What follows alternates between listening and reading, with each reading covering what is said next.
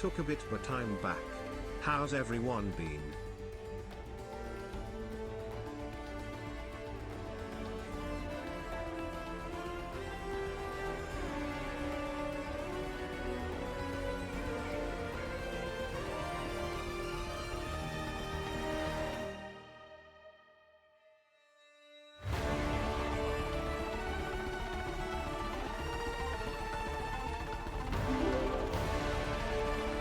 Evelyn, happy 17 months.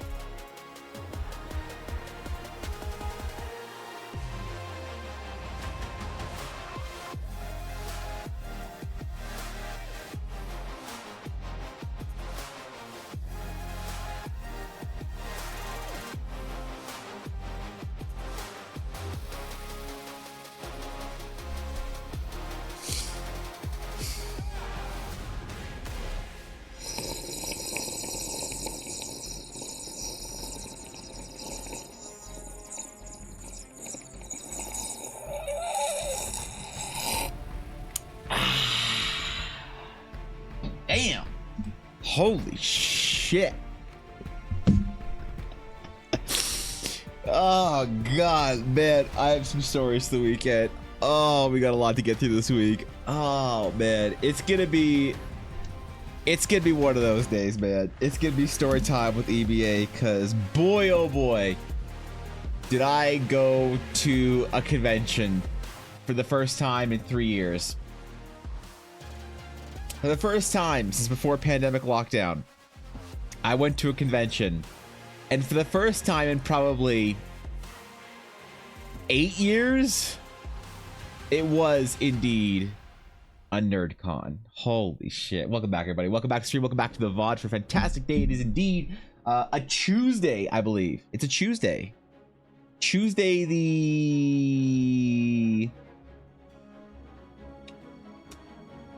I don't know the days of the month anymore, man. I thought I was gonna, dude, I thought I was gonna sound so on point with my life right now by saying exactly what day it was. I just completely fucked that up. Listen, Selfer, thank you for the follow. I appreciate it. Welcome, my friend. Honored to have you here. You got here just in time for the intro. What's up, Bylung? Good to see Misprint. Entities, how you doing, buddy? What's up, Sam? Thank you for being here. Zibzy and Steel and Blaze. The rest of the mods. I guess it's just Wisebot for the rest of the mods, dude. Yeah, I don't know, man. Is that...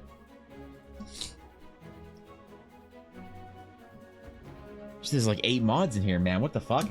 Thank you, entities, for the Prime. Thank you for considering me your Prime option for the 5th month in a row. I appreciate it. Thank you, Sam, for the 17 months. I appreciate that. And thank you, Misprint, for the 100 bits. I appreciate that.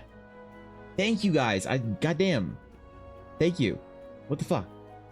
You didn't do that, man. I didn't even do anything today, all right? I just talked shit for like, I don't know. Yeah, you were late, Cobalt. You were late. How you doing, Cobalt? What's up, buddy? So, I, over the weekend, was attending the Calgary Game Con for the very first offline meet and greet. That's right. I did my very first offline meet and greet with the community. You know, I had ones of loyal fans showing up. It was no. So I helped Ella out at her booth at GameCon. It was awesome, dude. It was sick. She did really well, honestly. She sold out of a lot of stuff. She is going to be doing a shop update tomorrow, I believe. So Tuesday the 27th. Thank you. Thank you, Misprint. I appreciate it. That is indeed Tuesday the 27th of June, I think it is. Man, I don't know. This is gonna be a weird week. We got a weird week coming up here, and then a weirder couple of weeks after, because I'm gonna be gone for 2 weeks. I'll be gone for 2 weeks for the first 2 weeks of July, and kind of this week is gonna be a little weird. So here's how this week's gonna go. I can't stream tomorrow, so we're missing Wednesday entirely. Thursday I'll be here, and then Friday it's a toss-up. Friday we might do a chill TDC stream or something else. The last stream of before break. We're not gonna be doing requests. Requests are thusly done until after my break. So we might find something fun we can do on Friday. But yeah, so I'm gonna be away for the first 2 weeks. Hold on, where's my calendar?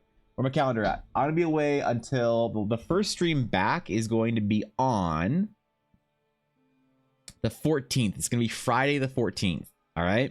And here's the plan. What's up, Ashley? And thank you again, Misprint, for the 200 bits now. Goddamn, bro. Very generous to you. Thank you, Misprint.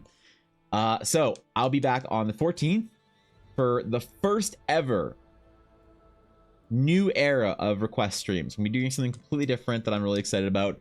And then after that, I've been saying for a long time that we will do the very first ever EBA marathon stream, subathon, 9,000 Papega clap event, 12-hour streams, whatever we're gonna call it. I don't know. But I'm gonna be doing some marathon streams when we get back in the swing of things, because I'm going to be going hard for 2 weeks. I'm gonna be going deep into the jungles, trying to get caught up on every single thing that I am behind on, project-wise, reward-wise, otherwise. And I'm going to be redoing some things. So everyone who has earned a bits reward up till now at a certain whatever level will get their reward. And then after that, I'm going to be changing them to make them a little more manageable, making them prints or smaller sketches after that. So I'll have to maybe I'll do that after the subathon, because I'll give people a chance if they really wanted to get something like one of the watercolor sketches or whatever. But that's going to happen after. But I'm excited. I'm really nervous to take 2 weeks off. I don't know. I hear people say that you take 2 weeks off stream, you come back and your stream's dead. I don't know if that's true or not. So I don't fucking know, man. I'm a little nervous about it, but I am looking forward to being not stressed out all the time and behind. We're also going to be taking those 2 weeks to start building the YouTube channel out. So I'm going to start doing YouTube videos. I have an editor lined up. I have everything on point, and yeah, I'm looking forward to just getting back into the swing of like doing commissions for people. I think I'm gonna try and accept like maybe one commission every week or two for character designs, sketches, things like that, whatever it is. And then man, I don't know, there's gonna be a lot of stuff, a lot of projects I want to work on. So yeah, we're gonna get back in the swing of things. We're gonna be doing some fun projects, doing maybe the scuffed subathon. One of my friends suggested I do a reverse subathon.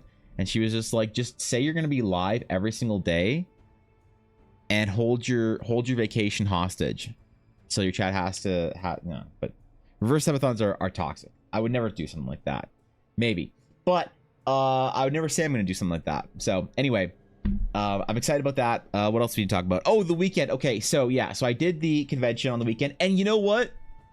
Atari showed up. Atari actually came to the convention, and we hung out. We chatted for a couple of hours. It was fun, dude. This guild won't let it die. I hope not, Misprint. I don't know. I'm still. You're always scared as a streamer when you're ditching your chat for 2 weeks, but because I feel bad. I feel bad, especially with people who renewed their subs recently. But I don't know. Hopefully, I'll come back with better stuff, and it'll be more fun. But yeah, the convention was awesome. Atari showed up. Atari actually, dude, Atari, I'm so proud of Atari. Bro managed to scamaz a business trip to come up to the convention for a meme.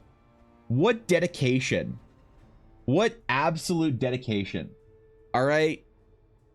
You know, that's like, I'm impressed, really. Because he also looks good for his company now. But that was cool. Atari came up and showed up at the convention. We hung out for a while. That was awesome. Atari's really cool, by the way. I really like Atari. I mean, I always like Atari, but Atari is really cool in person. And then I just did the convention with Ella for the rest of the weekend, and holy shit, I had forgotten what nerd conventions were like. Because the last convention I've been to was a BlizzCon. Whenever the last BlizzCon was, right before COVID, right before the COVID patch. And that was a thing, but I haven't been to a general nerd con, you know, in just general comic games, whatever, that kind of a nerd con in a long time, since probably 2016. I think that was probably the last one that I did. Maybe yeah, about 2016, I think, was probably the last nerd con I did, which was probably the Calgary Comic Expo, or maybe it was the Red Deer Comic Expo or comic show. I don't remember, but either way, it was crazy back for a general nerd con. Man, there were a lot of nerds there. Holy shit. There was a lot of games too, but there were a lot of nerds there. It was crazy. Definitely not distracted with making a floor plan in Sims. I mean, good luck, Sienna. Build the guild hall, all right? Let's see it. I'll take good care of my viewers. All right, but you have to give them back, Ash. That's the problem. I can't let you steal all my viewers, because then you won't give them back. You did for a few weeks. I did for a few months. Sorry about that. You take your time to eat. Nah, entities, listen. What do you mean? The guild, the doors of the guild hall are wide open all the time. You know, I always feel honored when anybody shows up to the stream. Doesn't matter if it's once a month, once a year, or every day. I'm honored that anyone chooses to spend any of their time with me today, or any day. So thanks for being here, dude. Appreciate it. I was mentioning for Blackwood Dice, were they all well received? Blackwood Dice were extremely well received. She did so stupidly well at the convention that I am proud of her. She sold out of all of her like dice towers and dice bag, or all of her dice bags, I forget. Most of her dice bags. She sold out of almost all of her mini sets. She sold out of almost all of her regular size sets. She sold out of her like half of her chonks. Her Giga Chonks did really well. People really dug it. And you know, honestly, there were a couple of dice makers there, and I'm not gonna shame any dice makers. Listen, the thing about the dice making community, you got to figure out at least once in your lifetime when you're observing it. You know, everyone makes this realization once, that the dice community is not that competitive with each other. They're a family, which is awesome. So it's not like I want to throw shade at the other dice makers. That would not be my intent. But I will say that a lot of people said that Ella's dice were the absolute nicest they've seen at that convention or any other. That's one thing that people keep saying about Ella's dice, whether they are, you know, customers of hers, or whether they're not, they are people who are other dice makers that have gotten her dice for dice exchanges. People say that her dice are one of, if not the highest quality finished dice they've ever seen. She puts a lot of time into her sanding and polishing and finishing for her dice, as well as, of course, the whole process. But yeah, she crushed it. It was awesome to watch. The other dice makers there, she made friends with. One of the big fancy like guests at the convention was walking around and bought some of her dice, which is fun. Somebody I didn't know who they were, but they're a big personality in the wargaming sphere. Someone I was not aware of, but she really liked Ella's dice and got some. She made friends with some other dice makers that do cool stuff like stone dice and glass dice. Yeah, the company that she had like sort of talked to that made some friends over called, I think it's called Norse Foundry. They do some really crazy like stone and glass dice and other materials. I think someone from there said that Ella had the nicest resin dice they had ever seen. And they do conventions all the time. That's like, man, that's a big deal. That's a big compliment, right?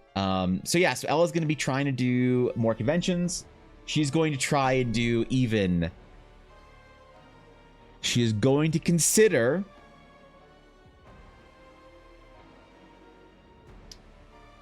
doing Gen Con. Sorry, Gen Con. She is going to apply for Gen Con for next year. Obviously, this year she's not going to be able to get in because it's like too soon or whatever. But she's going to apply for Gen Con. Now that's scary because a booth at Gen Con is $2,000 US. So that's terrifying. Like the booth for GameCon this last weekend was $500 or $600 versus $2,500 for Gen Con. So I don't know. We'll see. Ella's also going to try and do some other local conventions around Alberta and Western Canada. So she might do Edmonton. So I might have to go with her to Edmonton. That's like a 4-hour trip, man. I have to be in a car for 4 hours. She might try and do Vancouver. That's a real city if you didn't know. That's like 12 hours, man. You know? But yeah, so she's going to apply for Gen Con. She's also gonna be dropping advent calendar pre-orders soon because she actually got a bunch at the convention. She actually got a bunch of pre-orders for advent calendars this winter at the convention. She's like, I don't know how many I can make, so I gotta like allow pre-orders soon. But yeah, I'm proud of her. She did really well. Everybody loved her dice. She was awesome. She was a huge superhero during that time. Saw some old friends. That was cool. I hung out with some people from the old game store that I used to work at, so that was dope. They had like a booth section thing there, and I was so honored that they all like remembered me, and because I'd been gone. You know, you work in a store for like years, for like 4 or 5 years, but then you're gone for like 6 years. You kind of don't necessarily expect people to remember who you are, but everyone was like, "Oh shit, what's up, Evan?" And like, dude, my old boss, the owner of the store, I was like, is this guy gonna remember? Like, how many employees has this guy gone through in the last half decade? That why would he remember me? But he was like, oh shit, what's up, Evan? How you doing, bro? And I was like, oh hey man, good to see you. And he's like, hey, yo, how's like this obscure thing that you talked to me about with your family? I'm like, how did you remember that? So that was awesome. I saw his kids. His kids would work at the game store. One of his kids was like 12 or 13, and now she's like in her early 20s. And so she was like the store's like little sister figure, and now she's like a human that does stuff and is like an adult. So apparently people grow up in that time. So that was weird. It was nice reconnecting with that sort of old family kind of. I don't know. That was like you know, that was kind of a long era in my life. It's like you have your era of like school, and then high school's junior high and high school is kind of its own era, and then college, university is its own era, and then like your jobs are kind of their own eras. And then that was my first like job that I had out after school, was working at the game store. So that was cool, you know, seeing that all those people. That was fun. But boy, did I see some shit at the convention. I saw everything. I saw the weebs. I saw the furries. I saw everybody at this gaming convention, man. Like, it was crazy, man. A dude wearing cat ears came up to me and said, "Nya," and I said, "How you doing?" I didn't know what to say, man. You know, I had a furry walk by and like point at the dice and then do this or some shit. I don't know if that meant that they liked them or not, or I don't know. I don't know, man. You know, I don't know. I don't speak furry. All right. I didn't know how to respond. Okay. You know, I saw Space Marines. I saw some shit at this convention. Okay. It'd been a long time since I've been at NerdCons. So, wait, hold on. I missed some shit. Proud of you, Ella. Yeah, dude, we're all insanely proud of Ella. I've learned to game my brain. All right, despite liking to write, I often don't write because my brain is stupid. Me too. Cannibal, writing in Discord. So actually, entities, we are going to be starting so I talked about this with Atari actually. Whoops. I talked about this with Atari on the weekend, but Atari wanted to do some writing and wanted a place for it in the Discord and was like, hey, is there a place for this stuff in Discord? Is there like an interest in doing like writing and narrative and stuff? And I was like, you know what? I don't like dead Discord channels, but I said that if Atari was willing to like post and start off by like posting some stuff in there, because I'm going to be having some linear narrative stuff, some fiction for Eldara that I want to post pretty soon as well. It's not going to be good stuff because who knows if I'm a good enough writer, you know, probably not. I mean, I focus all my time on art. I'm probably bad at writing, but we'll see. So I told them that, all right, if at least one other person is going to be posting some writing stuff in the Discord with me, then I would make a channel for it. I just don't want to make channels for dead stuff and have Discord bloat channels. So I meant to do that yesterday, but yesterday I was still kind of recovering from convention and whatnot. But Atari has some stuff he's going to post. I have some stuff I'm going to post. So there is going to be a writing channel. Probably, actually, fuck it, I'll make a writing channel. All right, the writing channel is going to be up probably tomorrow, or well, tomorrow I'm not having a stream because tomorrow I'm off. Unfortunately, they're doing testing in my building, and I have to be out of where I live, which sucks. So I'm not going to be allowed to live here tomorrow, which means we're not going to have internet tomorrow, which means I can't stream tomorrow. But on Thursday when I go live, there should be a writing channel. So is Norse a big company, Cobalt? I never heard them before, but they're really nice. I wish. Okay, you ever know? Cobalt, you ever have a conversation with somebody and you fail your end of the conversation and you wish you'd do anything to get it back? I failed my end of a conversation with somebody. She was this lovely girl from Norse, and she worked for them, and she came up and she bought some of the Ellis dice, and we were talking about it, and she was super interested and super nice, super kind. I didn't get her name, and I should have. And she was super cool, and we talked for a while. And she asked me about like, oh, so like, do you help Ella? And I was like, oh, well, I do this and I do my streaming and whatever, and I make all this. And so Ella's name, because she was like, oh, Blackwood Dice is a cool name, where'd it come from? I told her about how like it was a thing in my world and whatever, and I do all this concept stuff. And she was like, oh, I'm a streamer too. And I was like, oh, that's wicked. And she said, when she said I'm a streamer too, she immediately said after that, what do you do? And I like started telling her what I did, and then she asked more questions about what I did. And then at some point in time, she was like, oh, okay, I gotta go now, back to the booth, see you later. And I was like, ah. And I didn't get a chance to ask her what she did for like streaming or any stuff like that, because I could have made another streamer friend. And I just want to have streamer friends that want to hang out with me. That's all I want, because I don't have any friends, and nobody wants to be my friend because I'm so hard to be friends with. But streamers get it. But so I thought I could make a streamer friend, but then I forgot to ask her what her Twitch tag was, what her streaming, what she did.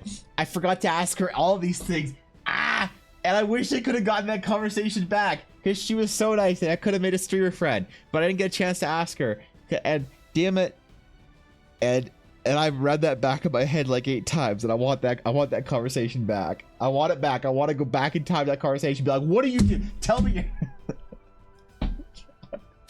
It's like when you're in the shower just thinking something embarrassing you did like 3 years ago, and you just you just want it back. You just want whatever that is back. So yeah, man. Mrs. Straves, dude, what's up, Asher? How you doing, bro?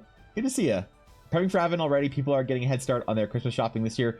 Well, she needs to know how many orders she has, right? Because Let's go. dude, Still on the leaderboard. Oda, how you doing, man?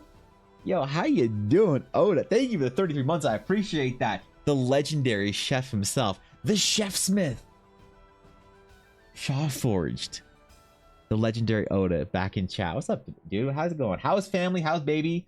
Tell me your tales, man. How you doing, bro? This is why they say you ain't raising babies or kids, you're raising adults. Yeah, look, man, it's rough out here. All the time, I don't really talk a lot, so dead silence until they ask questions. Yeah, dude. Oh man, I just want that conversation back. I could have made a streamer friend, and I fucked it up because she seemed cool, and I could have. Damn it. I'll try again next time. You know, I usually ask questions about having them answer, as it can be fun watching people just rant about something they're passionate about. Yeah, and I should have asked her about like her stream, and I didn't get a chance because she was asking about my stuff, and then I was gonna ask her about her stuff, but she was like, "Oh, gotta go." I was like, fuck. My ADHD brain also abandons me halfway through the conversation, so I can't meaningfully respond and say what they say. That's, man, yeah, that's rough. I feel that. You're making most streams as long as you're done before I wait. You're not done before I wake up. Fracture my toenails on bedbound? That sucks, Hamster. I'm so sorry to hear that, bro. That's fucking brutal. Dude, I know what that's like. I fractured my toe a couple years ago, and people still give me shit about it. Well, you know what, Hamster? I will be live today, and I'm gonna be live on Thursday, and we might do a TDC stream on Friday, but then I'm off for 2 weeks. I have to take 2 full weeks off in July, and I won't be back until July 14th. So between the first and the 14th, I'll be missing. No one will know who I am. However, when I come back, I will return. You know what? Here, I have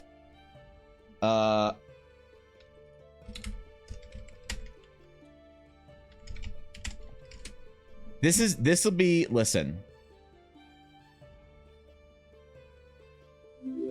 I can show you like a what preview. Will I do for 2 weeks without the dragon's claim? I don't know, bro. What am I gonna do for 2 weeks without the dragon's claim? Thank you, Viddy, for the 8 months. I appreciate that, bro. Seriously, thank you, Viddy. Damn, bro. Yeah, shit. Thank you for the sub. All right, hold up. This is me. If you guys are wondering what my training arc is gonna look like, this is actually like a live feed of my training arc. His hands are steady. His form perfect. That's me. That's me. I'm the naked 13-year-old. That's me. This is my return stream, all right? Yep. Here it is. Yeah, just instead of snow, imagine pollen. And this is me coming back. Back from fighting the great wolf of, I don't know. Given up for dead, returns to his people. That's me. To sacred Sparta. Yep. A king. Except Our king. he meant. Okay. Hold on, Boromir or Faramir. He meant to say TDC. Okay, he meant to say TDC. And he meant to say Evan instead of Leonidas. So just forgive Faramir. He knows not what he speaks. Makes sense. You was a furry then too. Wait, what the fuck? What is me to dude? Okay, all right. Why find the door with your foot? The door won. What's up, Guapo? How you doing, buddy? Just out there fighting Canadian wolves, become a king, dude. Last time we went camping, we heard some wolves, bro. We heard some fucking wolves. The Great Wolf Sugar Addiction. I'm not just gonna be trying to get healthy. I'm also gonna be doing other stuff and trying to just. I'm going to war for the next 2 weeks, guys. After this week, I am going to fucking war. I'm actually kind of nervous about it. I'm worried about a lot of things. I'm worried I won't be able to do it. I'm worried I'll let myself down. I'm worried I will let down expectations of TDC. I'm worried my stream's not gonna survive being away for 2 weeks. There's a lot of anxiety in me right now. And a lot of fear about the next 2 weeks, but I really am going to war. I'm gonna try and just get everything in order. It's okay. It's okay. It's all right. We just gotta, you know, we gotta go through these phases every once in a while. I feel like where we just gotta like sort of tuck in and try and progress. And so I'm gonna be doing that. I'm gonna try and catch up on everything because when I come back, man, I want to have commission slots open. I want to have all my channel stuff done. I want to have every reward that everyone has earned back. You know I've lost a lot of people over the years for various reasons because, you know, whatever. Who knows why somebody stops watching your stream. But I feel like I have let myself down, most importantly, in some of the projects that I've wanted to do. And so I'm going to war against it, man. I'm going to war against all the shit that I have to do, against all the stress and all the problems of the last year that have kind of come up and made things difficult for me. So I'm really gonna give it my all. And come back and hopefully make some people proud. You know, I really want to have stuff every single month. Oh, what's up, Pharaoh? I didn't see you in here. I really want to come back and have stuff like I used to every week for your D&D games, for your whatever, and we're gonna get back to that, and we're gonna see, man. If your Lord of the Rings character is Boromir, yeah. Listen, Sean Bean's trying his best out here, Ashley. Wolves are awesome. They're scary, but when I hear wolves while camping, they're so much cooler than foxes. Wolves are cool, but they are loud. They're annoying. Better to hear the wolves than to not hear the wolves, as they say where I live. So this way, right now, you're not doing whatever you're about to go do. So even if you go do the thing and don't do it, you'll still be doing more than what you're currently doing. You have nothing to lose by doing it. Well, I mean, you have your stream to lose, maybe. You know, there's always is the chance of losing your stream, but I don't know. I gotta just hope. I gotta hope that being gone for 2 weeks doesn't just completely kill anyone's desire to come hang out with me after that. But if it does, that's the price I gotta pay, because I'm not doing what I could be right now, and I really want to do. I really want to be a really great streamer one day. So I gotta be focused to do that, and I can't be distracted by projects to do that, because I want to have stuff like I used to every other day, a new project every other week, a new thing for TDC or whatever. So yeah, so this week's gonna be a little bit weird. It's almost like I'm taking 3 weeks off, but not really. I am streaming this week a little bit, and then 2 weeks of just not being on Twitch. That's gonna be weird, man. It's the first time. I'm gonna try and take 3 days off at the very end. I'm gonna try and take the last 3 days off. I'm gonna try and take 3 full days off of not doing a single piece of work or anything. We'll see if it actually works out though. But today I want to build an NPC. I want to build an NPC. We haven't done that in a while. We haven't done chat builds in NPC. So I want to think about something we can use for our games. I need something for my players, either a hero, a villain, something to interact, like a quest spawning NPC. So I really want to work on that today. And I think that's what we're gonna do, actually. Yeah, I think we're gonna do chat builds and NPC today. So I need some ideas, man. What do we need? What do we need to do? What do we need for our games? Last time I think we did a bartender, I believe. I need either a small villain, or what is another NPC that you can put in your game that will prompt or spawn some kind of event? Like imagine that we build this NPC and a small event alongside it that will entertain your players for a day. Whether it's like a bandit that stops you and steals your materia or whatever. Shit, did I say materia? I meant treasure.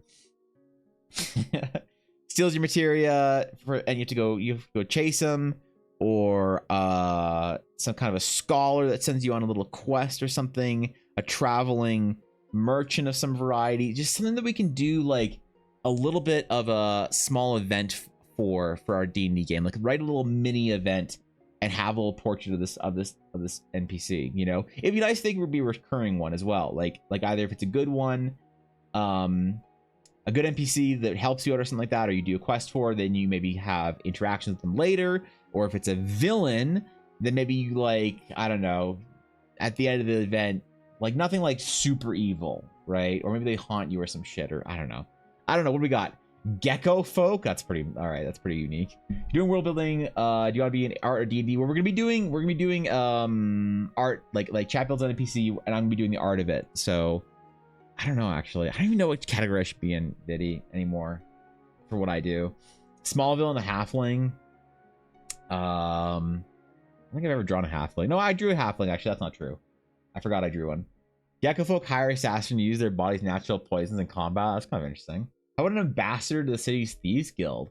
Ooh. What would they do, Sam? Would they come bearing an invitation or something like that, or what are you thinking here? I need some elaboration. A mob that when killed spawns a world event.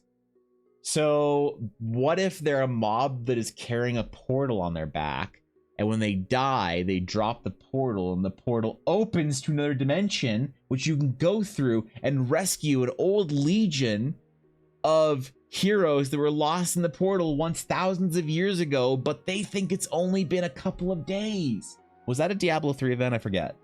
Did I just make that up, or was that a Diablo 3 event? Did anyone play Diablo 3 enough to know if that was a Diablo 3 event? Vengeful chicken, crow, magpie, still shinies. You want me to do it? I sent an NPC. You want me to draw a magpie? Fortunately, it's a good idea. So, poison smoke bombs, poison arrows. You can even interrogate them on who has it out for the party. Okay.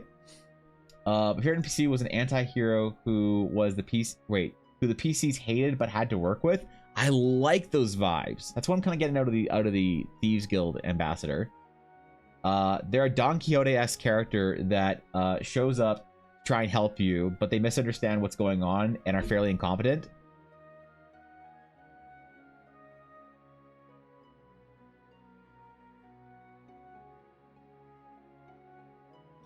Why do I feel like that's half my NPCs, Ashley? Cabbage merchant has lost his cabbages. There is usually a cabbage merchant in my cities. Every time there is a chase in my cities. Listen, I don't talk about Avatar with the reverence that some people talk about it with. But I always do have a cabbage merchant in my cities. And when there is some kind of a chase or whatever, the cabbage merchant does get his cabbages fucked up. So that is, listen, I'm not above it. All right. They've decided for you to keep an eye on the reigning champion of the tournament, who they suspect are cheating. Oh, shit. All right. How do you feel about an automaton of some sorts? Open up a lot of material and refinement-based quests. I think automatons are cool. I just got to figure out how they work. You know, Viddy? It's like, what... For me, I need the story of like, how an automaton works. I had... Initially in Eldara, there was a wizard by the name of Alarak that had an automaton that basically took the souls of recently deceased people and could transpose the souls into some sort of a soul vessel that was piloted by an automaton. But that never really, like, I never really expanded that storyline beyond 2 automatons that he helped out. Or that he had. One that had the soul of a somebody that the players actually never the players never uncovered the mystery of who Maria was. But the other one was Alarak's apprentice, who the players actually found dead. That was kind of funny. That was a heavy quest, actually. Damn, I just remembered that. There were emotions during that quest because they found the apprentice. So they found the apprentice, and Alarak was like, "Go find my apprentice." And they're like, "Okay." So they go down to the ruins that his apprentice was at, and the apprentice was like, "Oh, you know, hey, by the way, I need some help with my stuff." And they're like, "Oh, sure, okay, we'll help you out with, like, you know, transcribing and getting into this new chamber or whatever to help you get your information before you can go back to Alarak." But eventually they like helped them out through the temple. Eventually they had to fight some mobs and some monsters, and they actually found the apprentice. They found him like dead, and they had been working with a ghost that had been trapped via a soul lantern that had used himself like projection for himself. And the players never caught on that he wasn't, like, I never had him interacting with the environment, but they were like, "Wait, you're dead," and he's like, "Yup. And I need you to take all this information back to Alarak because it's important."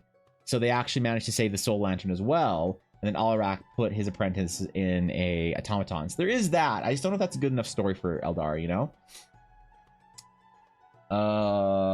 Makes sense. If you ever want to do an automaton-based civilization or just where they came from, where do you think that they would come from? Man, I don't know if I'd do a civilization. I think automatons would be the kind of thing for me where they would be like... They'd have to be a result of some sort of magic and not necessarily like a thriving race of automatons that can like reproduce and, you know, like invent consciousness and stuff like that. I can't think of a good enough story for that. So, all right. I like the idea of the Thieves Guild ambassador. I like the idea of the assassin. I like the idea of the Don Quixote character. Let's vote. Let's pull it. Let's pull it. Fuck it. What should we do? So we have, okay. All right. So what should they do? Assassin. Thieves Guild. Wait. What's the...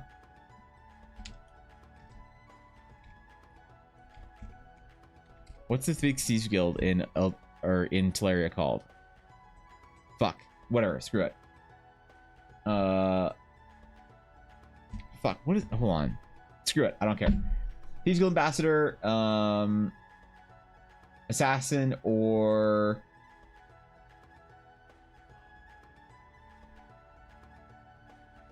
what do we call our Don Quixote? What do we call that? What do they do? Let's call it, we were Thieves Guild Ambassador, we were Assassin, and we have our Unhelpful Hero. All right, you guys vote for it. Vote it up. What do you guys want to see? What do you want to see? We have an assassin sent to destroy the party. Maybe they're good, maybe they're bad, who knows? We have our Thieves Guild Ambassador sent to give the players a quest. Maybe there's some dark under-city shadiness that needs to go down. Or we have our Unhelpful Hero. Somebody who thinks they're doing the best, who thinks that they're some sort of a champion, but maybe is a little bit less competent than they thought. That could maybe bring the characters into a adventure. I like all three of these. For the assassin, I think I'd have them like maybe like attempt to kill someone in the party, but like maybe have a quest whereby the party like finds out that, or the assassin is like given wrong information or something, so the party's like, okay, well, who's actually trying to kill us? For Thieves Guild Ambassador, I like the tournament idea where they're trying to like, you know, investigate something. They need somebody outside of the whole thing. And for the Unhelpful Hero, I like the idea of somebody who's like determined to help the players on their mission, whatever it is, or they have some sort of quest that they invite the players on, but really they're just not that competent and they're trying their best, but you love them anyway, you know? They should kiss? No, Schmeckles. What do you mean they should get? Hold on. What the fuck is happening? What the fuck was that, Yuna?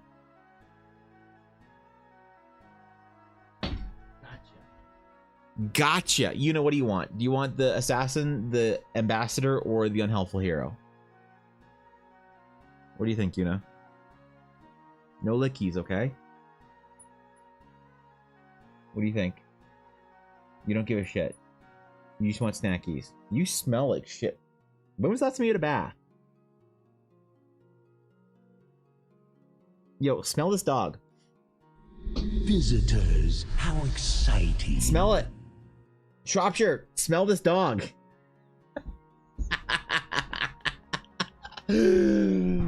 Oh, what's up, Shropshire? How's it going, bro? All right, the Thieves Guild Assassin won the poll. Oh shit, you got here just in time, Shropshire, for the poll to end. Fuck. All right, how's it going, buddy? How's stream? What's up? Good to see you. All right, the Thieves Guild Ambassador was the winner. Gotcha. 64%. Not bad. What does the dog smell like? Is it bad? I don't know, man. She smells like outside. She smells like she's been outside too much. I need to... She gets a bath tomorrow when she gets home from daycare.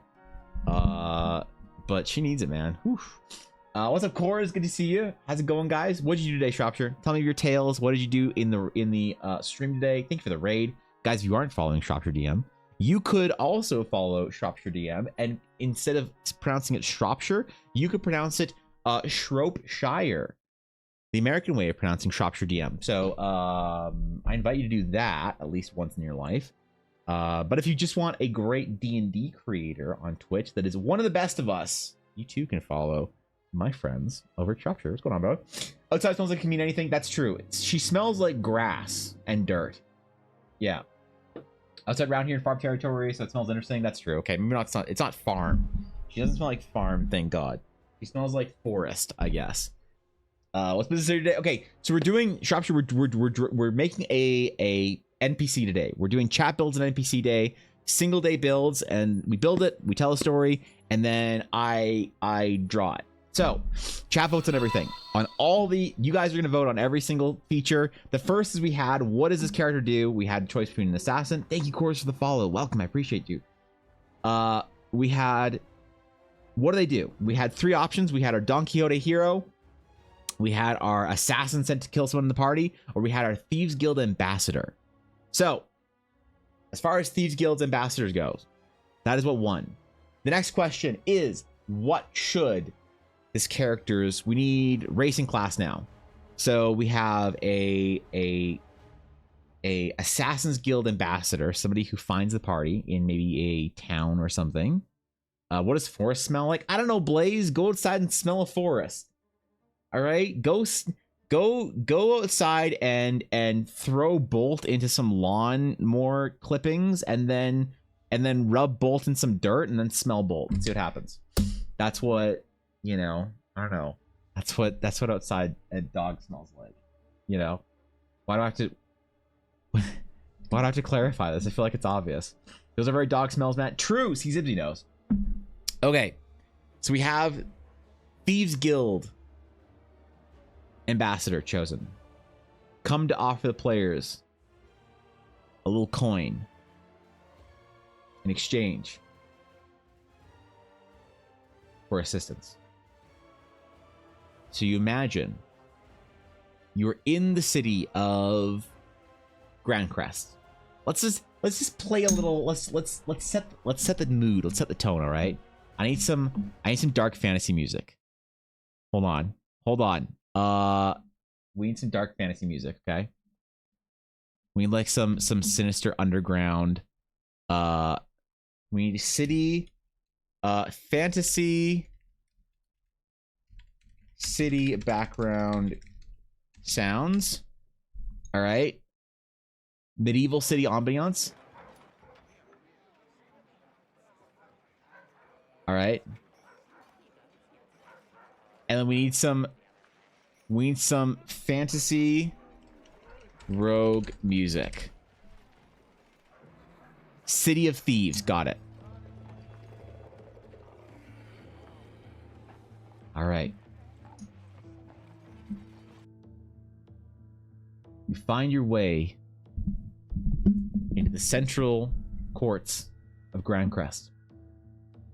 You and your party have just returned from a long quest somewhere deep in the Shattered Sea. You're tired, you need to resupply and rest up. But while you find your way to an inn, you notice an individual staring at you through the crowd. Your keen senses alert you to their presence. As you glance over at them, a cart drives by and they vanish. Was it your imagination? Maybe. You next find yourself down one of the side streets, returning to your old haunt, the inn which you stayed at last, the Raven's Crest, just down the street from the Dragon's Claim. As you find your way to the Raven's Crest, you notice that figure leaning against a somewhat obvious stable, smoking a pipe. Barely the features of their face showing through the embers as they puff and dissipate into a cloud of smoke. You check into the Raven's Crest. That night, you find yourself going out for a little bit of fresh air. An evening of well-earned tavern dwelling, food and drink. And as you catch some of the chilly air, you see that figure once more outside the tavern. This time, walking directly towards you. What does this figure look like? Let's start with race and class. Obvious markings of class.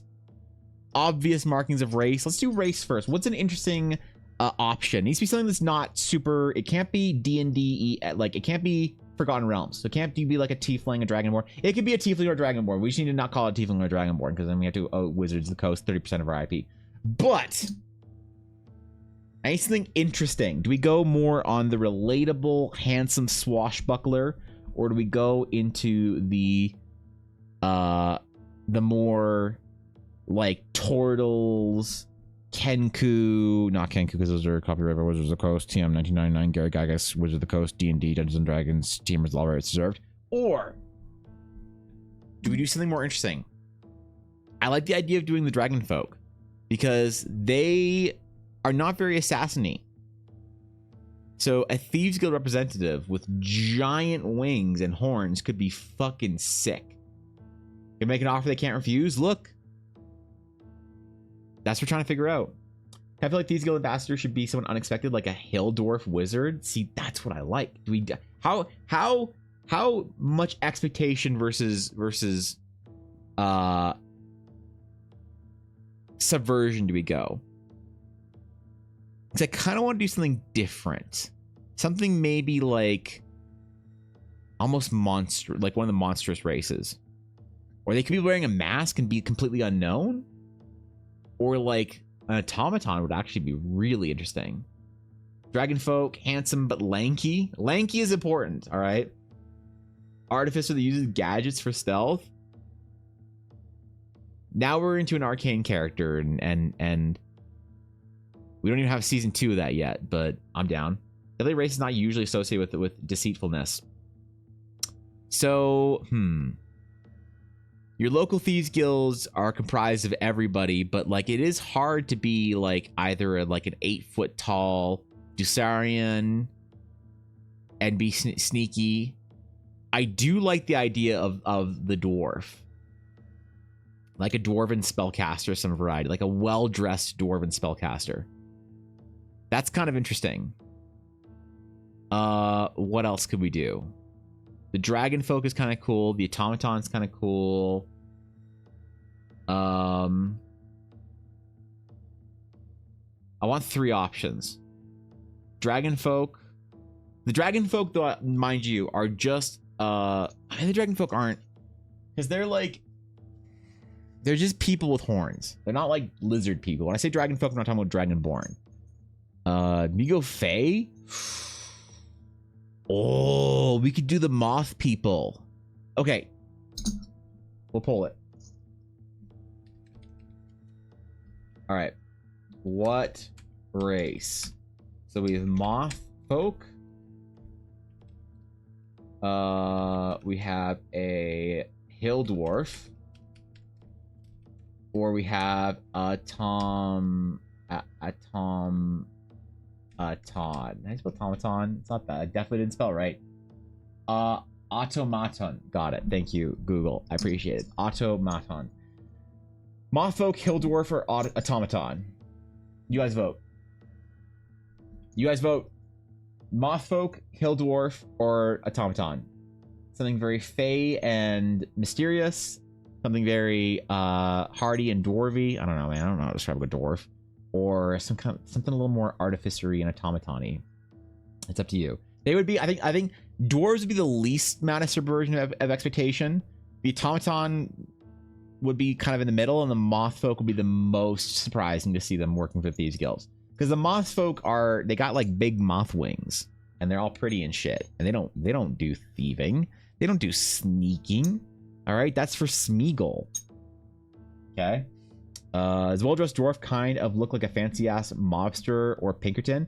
No, the well-dressed dwarf looks like if you were to maybe suggest that you wanted to go do a quest that would involve danger and peril, he might also offer you and his axe. So, I don't know if that changes things. Maybe it makes it better. Maybe it makes it worse. We'll see.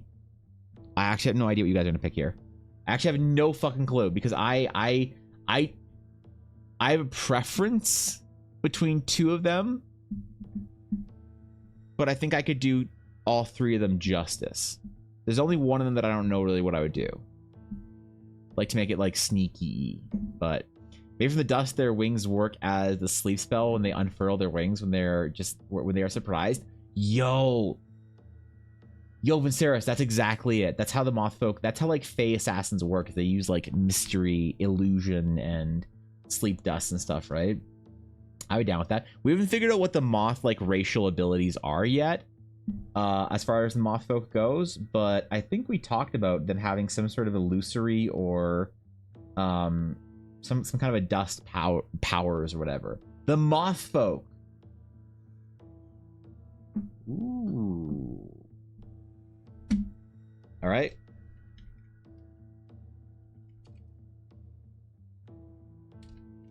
Male or hot dude, hot moth dude, big titty, moth chick. Can I say that on a poll? Probably not. Start poll.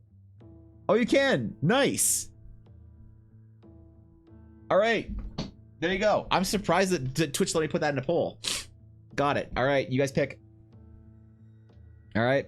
Handsome swashbuckling moth dude or anime girlfriend. What do you guys want? This is well-dressed or come confess monster. Where are we at? Adjustment. Okay. Hypnotic patterns, bonus spell type stuff.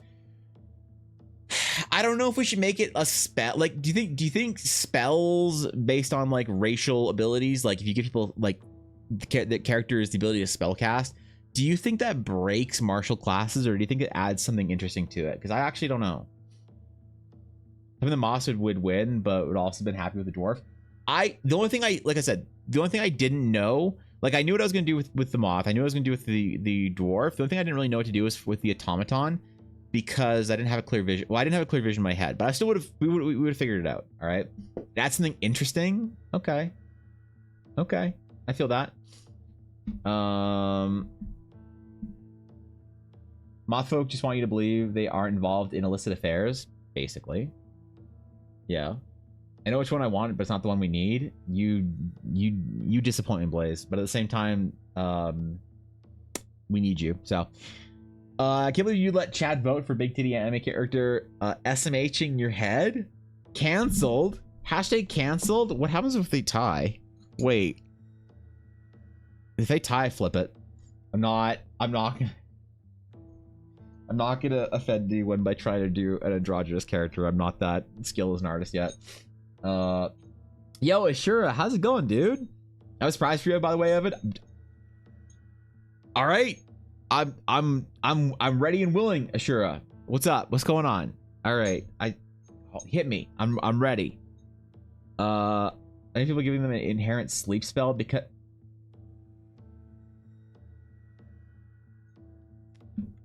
You guys really made me pick. You're really making me pick. Oh, God. Flip? Because here's the thing. Drawing, like, androgynous characters is really difficult, I think. Yeah. Thank you, Ashura. I appreciate that. That's very kind. What a surprise. Holy shit, dude. Thank you for considering me your prime option this month. Thank you, bro. I appreciate that. Holy shit. What's up? Thank you for the 10 months, Ashura, the legendary Dark Star himself. Thank you, dude. How you been, by the way? Who tied it? Hot moth dude, big titty moth chick. We're down the middle. We're down the middle. I just so happen to have a chance cube. Blue, the boy. Red, his mother. Wait, no, wrong movie. Fuck. I do have a chance cube somewhere that I bought, or that Dashto bought for me in Disneyland at the Star Wars place. I don't know where my chance cube is.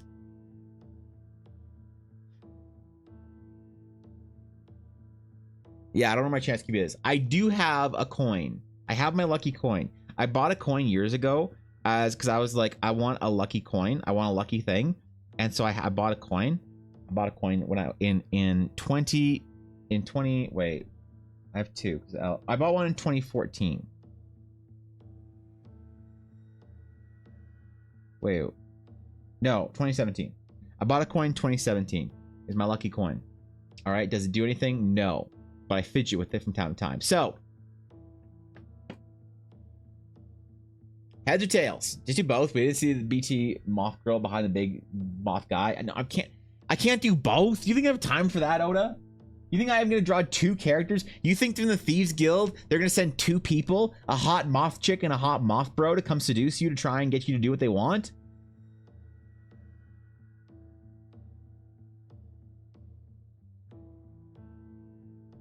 All right. All right. Heads. Big titty moth girlfriend. Tails.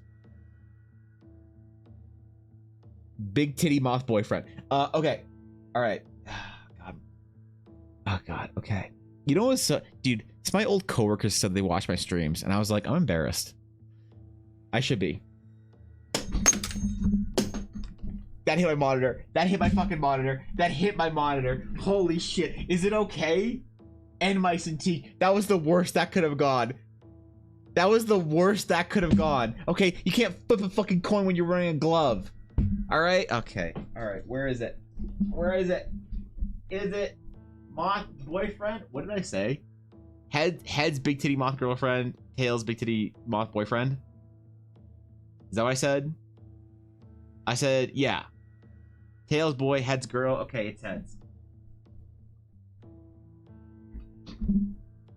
There it is. Shouldn't both? Rim monitors? Alright. Okay. Alright. Hot moth chick. So, the figure approaches you in the dark alley. Or the side street. Did I say alley? I meant side street. Shut up. The figure approaches you. Cloaked is one of the legendary Mithara, the moth folk from across the ocean. Found in the northern Elvish lands. Or sorry, southern Elvish lands. On an island they keep to themselves mostly. However, they are seasoned travelers, very long-lived, and revered in many circles as academics. Very unusual to find one of the ancient Mithara in this city. As they approach you, you notice. What class are they? What obvious, or should we say class, or should we say archetype? Are they a well-dressed, scholarly caster of some variety? Are they a roguish type? Ivanbl Sunston Prum Ivanbl Hart Ivanbl Hay Orange Tang. Thank you for saying it properly, Adaria. Thank you for the orangutan. I appreciate that. Thank you for 30 months. Jesus. It interrupts something. Yeah, thank you, Adaria. I appreciate the sub. Thank you. Adaria, we've settled on a Thieves Guild ambassador who is one of the ancient Mithara, a Fae-created moth folk. We decided on either hot moth boyfriend or big titty goth girlfriend. And we chose the second one, apparently, via luck.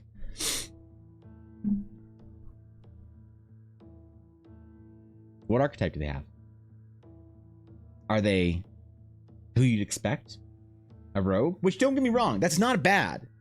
It's not a bad vibe. Also, hold on, let me get up real quick. Let me show you what we're working with.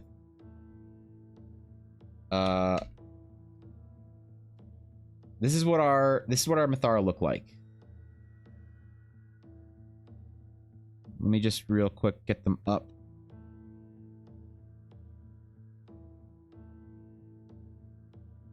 Where's our line work for this? Did we just delete our Mithara line work?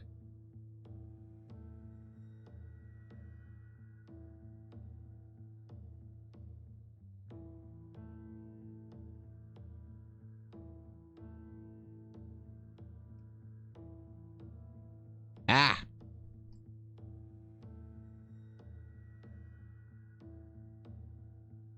Hold on. The layers are desynced. The layers are desynced. Let me move the color layers onto where they're supposed to be before wait, hold on. We're almost there. Okay.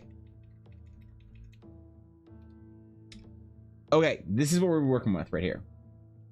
This was the only design, the only drawing we've ever done in the Mithara. Okay?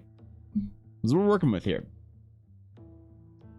So, as far as their archetype, are they a scholarly type, a roguish type, or a what's a good third option here? Because I want to have 3 for each one. The coin knew what it wanted, did it? Party's got home. I need to feed her. Much love, dude. Shropshire, thank you again for the raid. I appreciate it, guys. If you aren't following Shropshire, you definitely should be.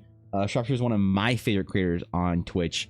Especially in our DD community, and one of the best we have to offer. So thank you again, Shropshire. I appreciate you. Go do what you got to do, and I will catch you later, my friend. Thank you for the help on the moth person as well. God knows we're gonna need it. What about Warlock? Highly charismatic, has weird magics that you may not expect from her line of work, and could provide an advantage since opponents expect something else. I wasn't going to be swayed by attraction for one or the other. I just wanted a moth bro because where are all Okay. the brothers at? Ivanble Rage. Look, man, I get it. I'm right there with you. You want to complain? I want to complain. Okay. All right. Let's do Arcane Trickster. Roguelite. So let's do poll. Not question mark poll. So we have Rogue Scholar, Aristocrat, Drifter, Merchant, Outcast, Traveler, Cook Magister. These are good ideas, actually. Wait. What vibe do you get from her? Rogue, not Rouge. Roguish. Scholar / caster, or what's another? Because the Aristocrat Scholar all fit in the same one. The Drifter fits into Rogue. Merchant could be whatever. Outcast Traveler kind of fit into Rogue. Now we gotta draw mommy milkers and the universe decided this. SMH. Can't believe TTS let that through. Thank you for the 100. Soldier's good. Okay, yeah, let's do Soldier. All right, we have 3 options here. All right, vote it. Vote it. What do you want? What do you want? I consider the performer / bard more in the rogue-ish category because we can don't worry, we're gonna figure this out. We're gonna move in the direction that we need to here for I guess the best, I don't know, like sub class or whatever, sub vibe to fit with this character. We're just going for really big archetypes. Noble Mastermind, that kind of fits, I guess, in the Scholar type, more the Aristocrat, but I don't know. Sage would be cool, maybe a Charlatan, someone pretending to be something they aren't. I used to love the Charlatan class in 3.5 Oda. I played Charlatan like 2 or 3 times for long-term campaigns, and they were sick. I've got a lovely bunch of coconuts.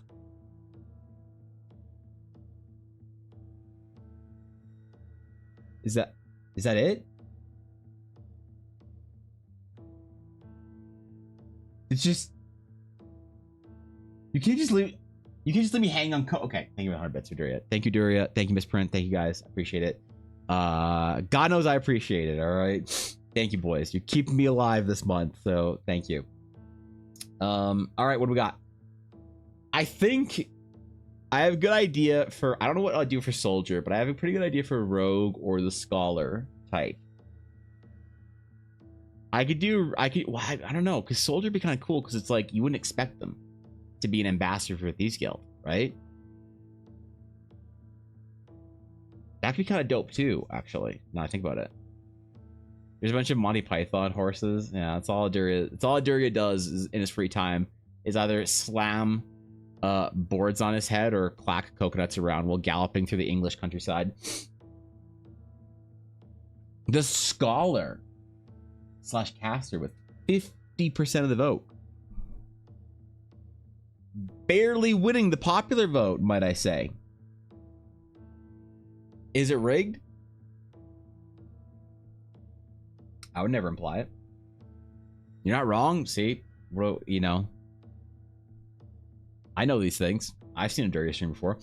Okay, so we have, all right, so as the Mithara approaches you, you notice that she looks like some kind of a scholar, an aristocrat perhaps, a noble lady, an arcane spellcaster. Who knows? As she approaches you,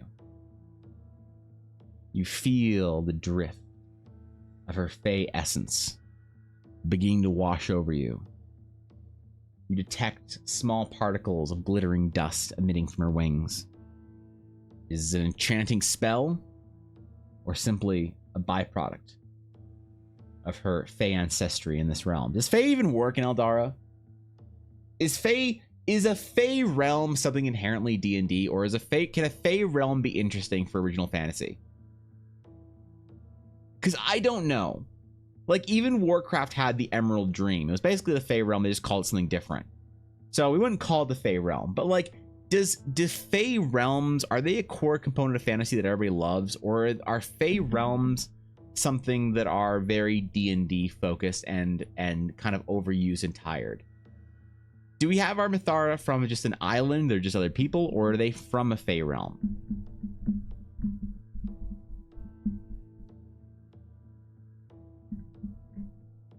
I don't know.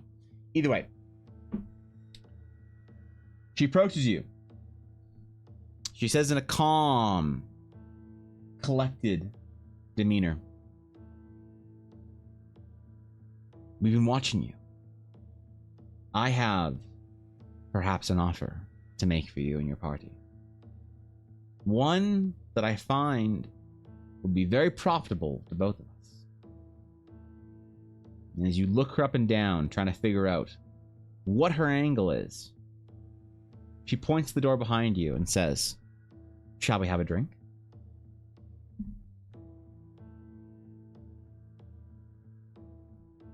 Roll for initiative. I mean, shit. No, not okay. No. Okay, no. You're not gonna fight. You're not gonna fight this character yet. Okay. Phase is necessary for fantasy. I find a great way to explain some of the races and monsters, but I rarely fought, or I very rarely run Fey realms. Yeah, I don't. It is a good way of explaining shit. That is true. Pathfinder had the first world. Wait, what? First world what? Core component, D&D cannot claim Irish folklore.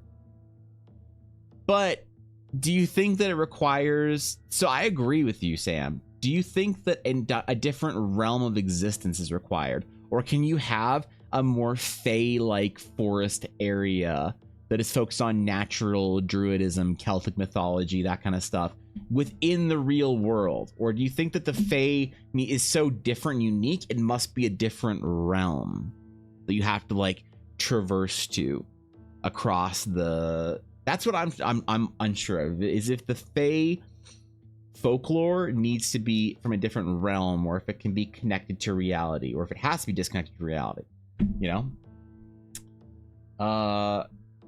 Shakespeare had Fae in Midsummer Night's Dream. That's true, actually. That's a good point. That's a good point. You are right about that.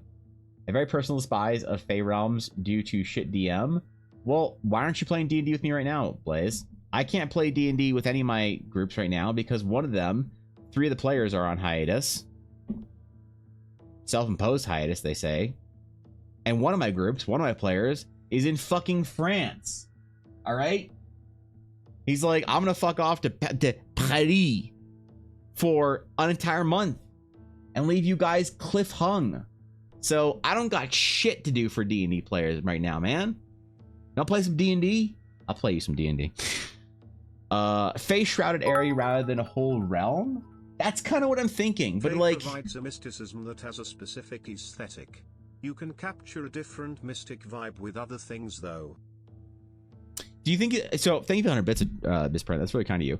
Do you think there's an example you can think of, like, hey, Heroes Fae done really well in another area? Because like I do think that like World of Warcraft and the Emerald Dream and like the Dream Grows and shit like that is a pretty good example. I can't think of other fantasy that does it really well, you know.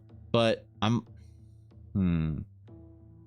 maybe you could say Lord of the Rings makes an argument for it with the elves, but they're not really high fantasy. High fantasy. It's high fantasy, but it's not like high fantasy, right? I didn't get invited. What do you mean? Oh, do you want to play D&D, Blaze? There. Good. I think having them be part of the world rather than a realm is more interesting. I think so too. The folklore often isn't clear that fairy gates lead to a different realm or more TARDIS-like pockets of the natural things like large trees, special rock, etc.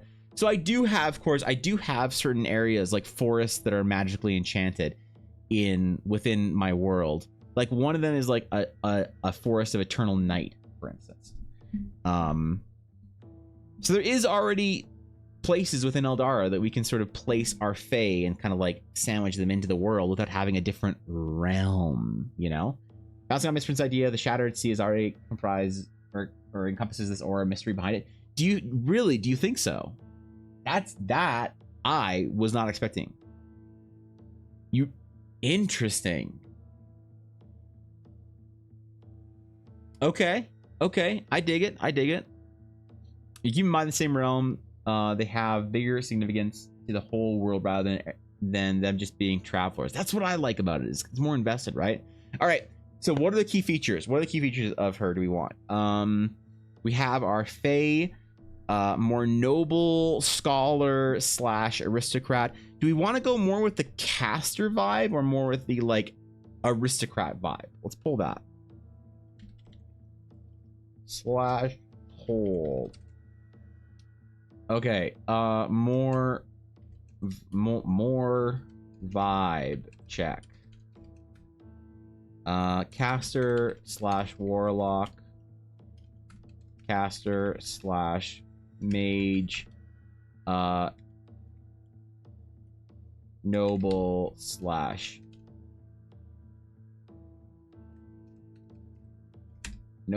aristocrat.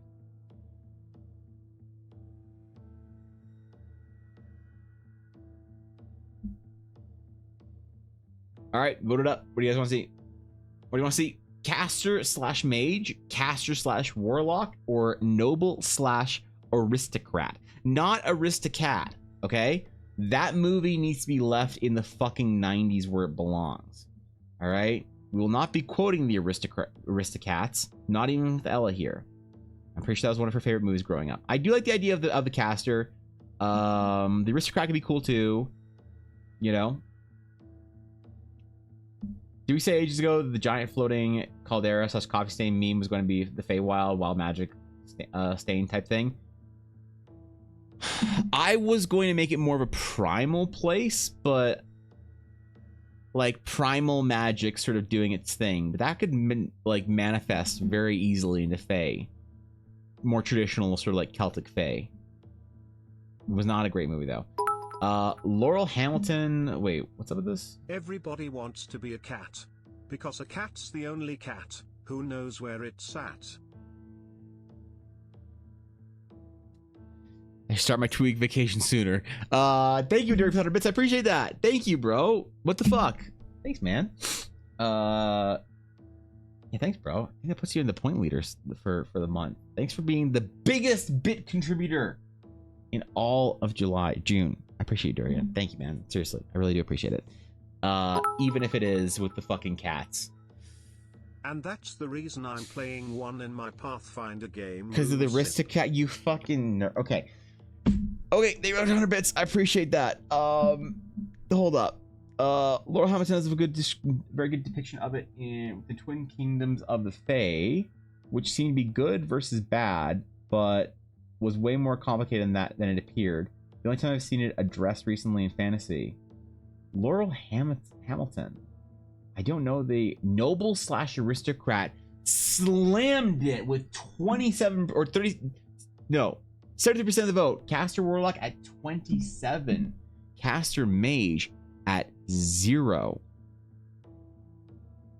No need for any possible recounts. 27% of you were apparently fucking wrong. So you want a noble / aristocrat. So somebody well-dressed, perhaps well-kept, coming to you, offering an opportunity for a quest. As far as the quest goes, so how much do we want to go here on the crime boss sort of like route? How, on a scale of noble lady of some various court to motherfucking crime lord, do I need to vote for that one? Do I need to pull that? I don't think I need to I don't think I need to pull it, right? You guys just want a crime lord. I mean, I could be wrong. It feels, because like the first sketch we ever did, the turtle was a crime boss, a pirate, I believe. So it feels like if I leave you guys to your own devices, you're gonna navigate yourselves back to crime lord every single time. What was the other option? Well, okay, we could do crime lord, or we could do more of the like noble lady. But let's just face it. We actually have 3 options here. I will pull it. So we can have, what is her profession? Crime lord, noble lady, or merchant. Wealthy merchant. All right. Just vote it. I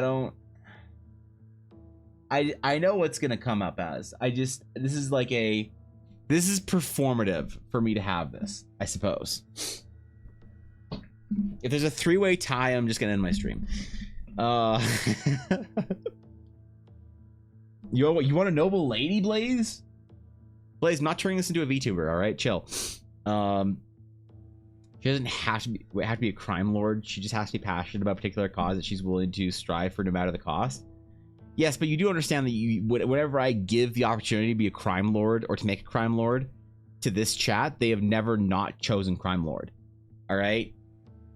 Like, I've given many opportunities for votes for different professions, and every time crime lord or anything close to crime lord has ever been an option, it has been a full washout of just absolute crime boss. So,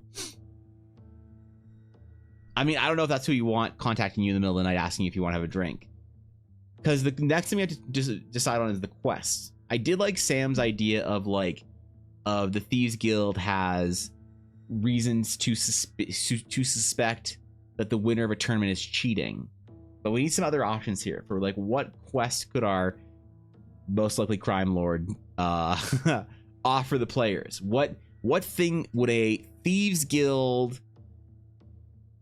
crime lord, wealthy merchant, or noble lady ambassador coming to you into the night, you a powerful champion who has just returned from a quest, you one who has proven themselves, what would they possibly have any interest in you for?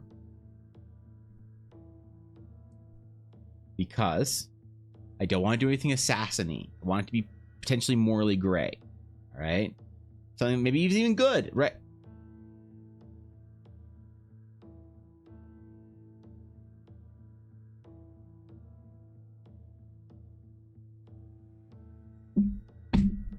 Crime Lord lost? And it wasn't even close. You guys have cleaned up your shit, man. When did you guys all get lawful good? Y'all used to be edgy nerds, man. Anytime you can do a dark, mysterious crime boss. Holy shit, poor Merchant Moth. What did Merchant Moth do? Wow, yeah, okay. All right, a noble Mithara lady, a lady of a court, has come seeking your aid as an ambassador of the Thieves Guild. We're now lawful evil instead of chaotic evil. Well, that's an improvement, I guess. Yeah, that's all right. What if her title is the Angel of Crime because everyone sees her as flying away from the scene?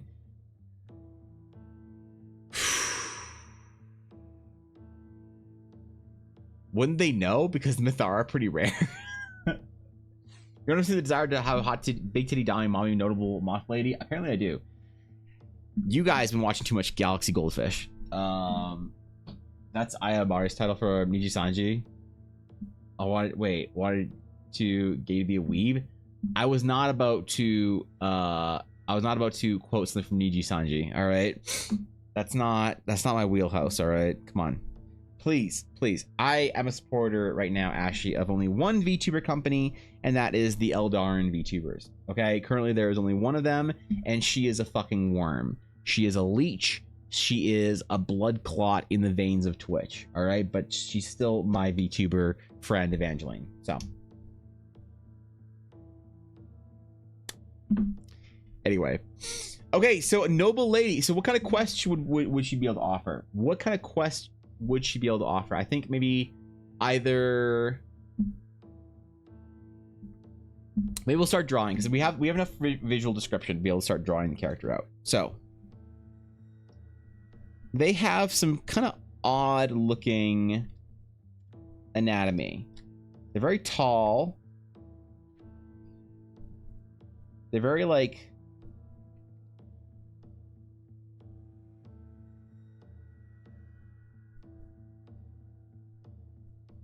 very lanky.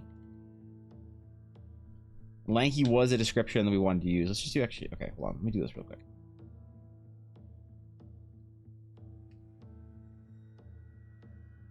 do some basic anatomy first. They're very tall, they're very lanky. What kind of dress would a Mithara, our moth folk, have?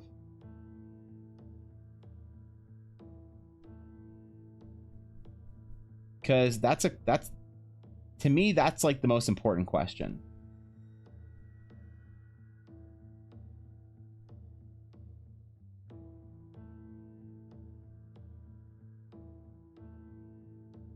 And they have the little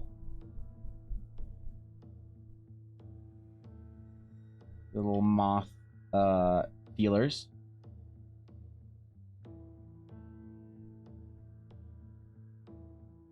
Do hairstyle something up and twisty. I wanted them to have like kind of like weird twisty hairstyles.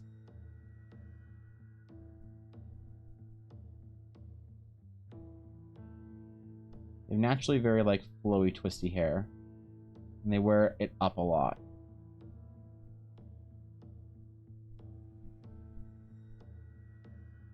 So let's do that. Even the men have very twisty long hair. Their eyes are a little bit higher and a little bit further apart.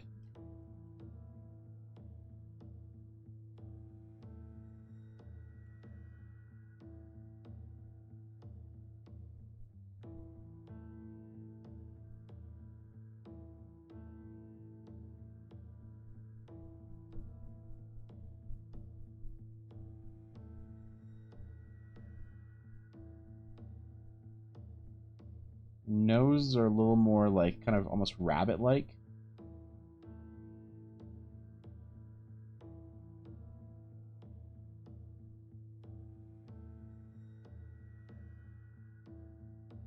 Let's do something. Let's get our base here.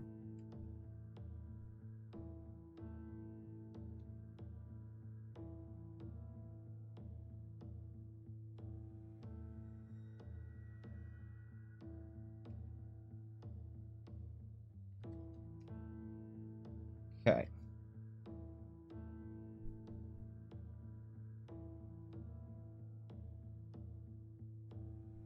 Very tall and slender.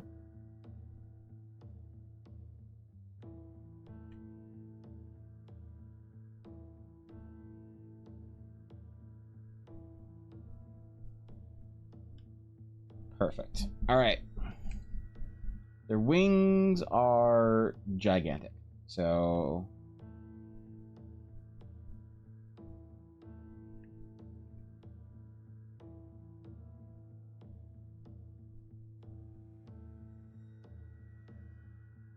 actually, they don't have. Wait, do they have pupils? No, not really.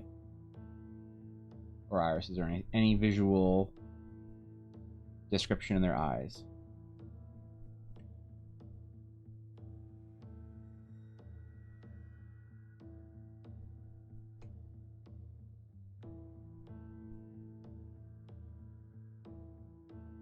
Very long, slender, not really lanky, but they could be described as lanky.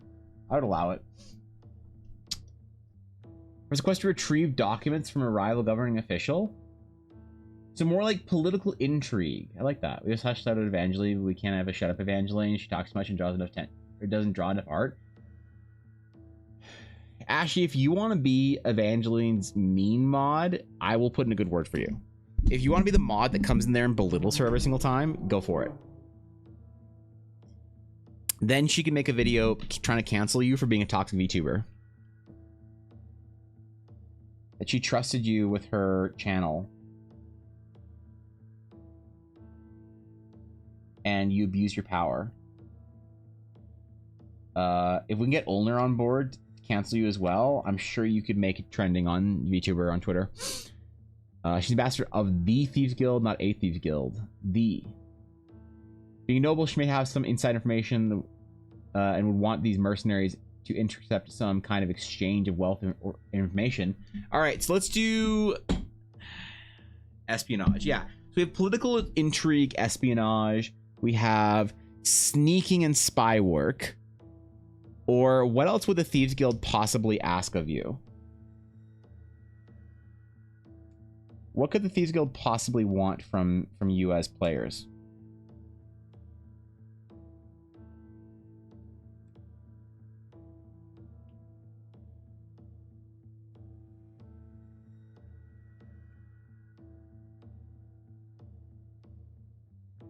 There we go.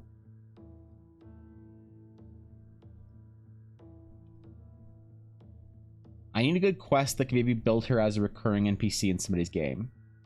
So not like a one and done thing, but maybe the kind of thing where you could give it to the party once and then introduce the character.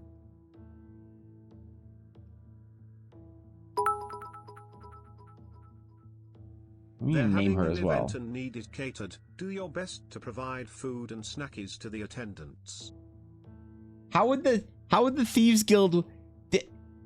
Why would you, if you have a Thieves Guild, why are you gonna make them do catering? What the fuck? What kind of? I'm so okay.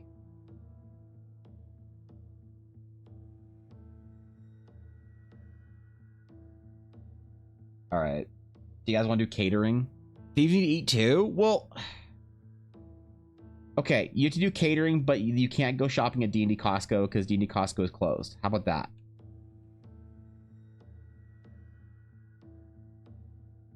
How about that? D&D Costco's closed.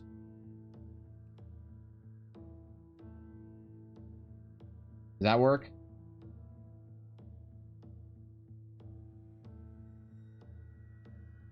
Does that make it a quest then? You can't just get taco pat or taco kits from Costco?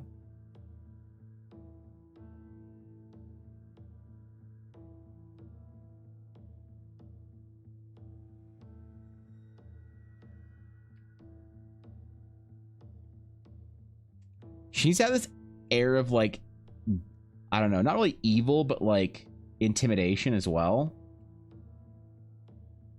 I feel.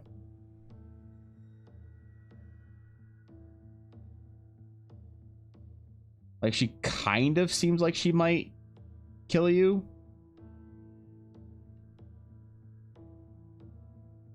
Or at least like sell you out to somebody who would kill you. Maybe. As long as you're good though, you're probably in like, you know, you're probably in her good graces.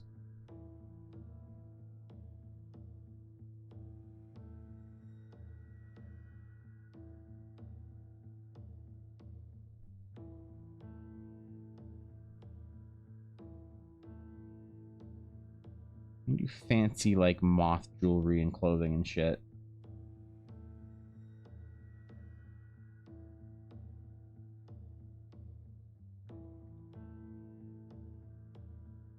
But also like have some referenceable anatomy that was like realistic at some point in time.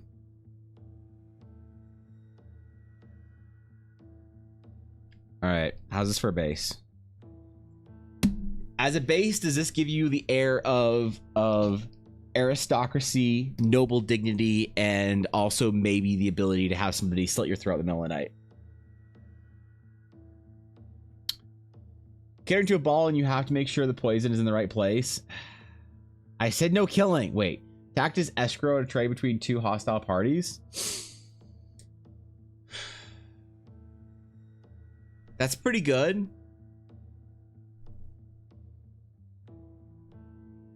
Cause like, okay, if it was more corporate, that would fit the Shattered Seal better, I think. The more corporate we get, the more I feel like it fits into the Shattered Sea. Moth.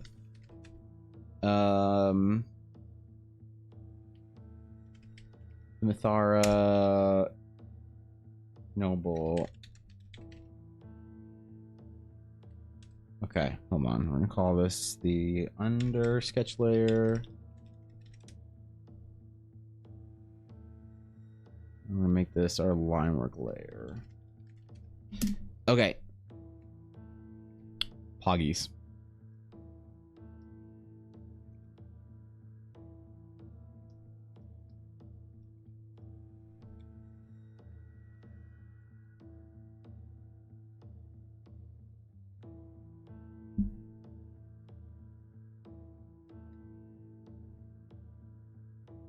I want there to be a quest that's like almost repeatable. So I don't want the party to get in too much trouble, if that makes sense. So I want to avoid assassinations, poisonings, things like that.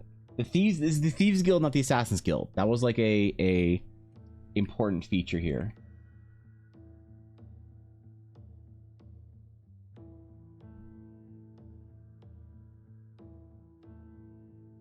But you're right, Blaze. Poisons don't have to kill.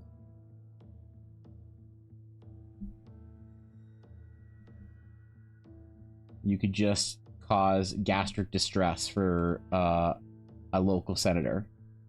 So do we want... Okay.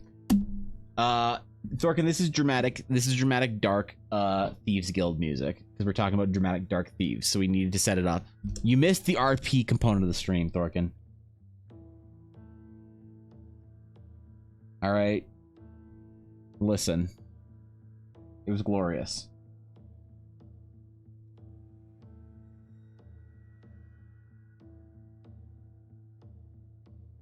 They need little antennas. I feel like that's an important part of the moth folk. The question is, what do the antennae do? Because I currently don't have any legitimate reason for them to have antennas besides they're kind of cute. Which, don't get me wrong, in fantasy... Okay, I had a whole discussion with a dude at the convention. We're talking about fantasy. I was like, you know, part of the, like, aesthetics for classes or races are just that, the aesthetics. And you can't discount that. You can't discount how big of an influence it has on players. How much they actually make decisions for their characters based on what they look like and the vibe that you get from them.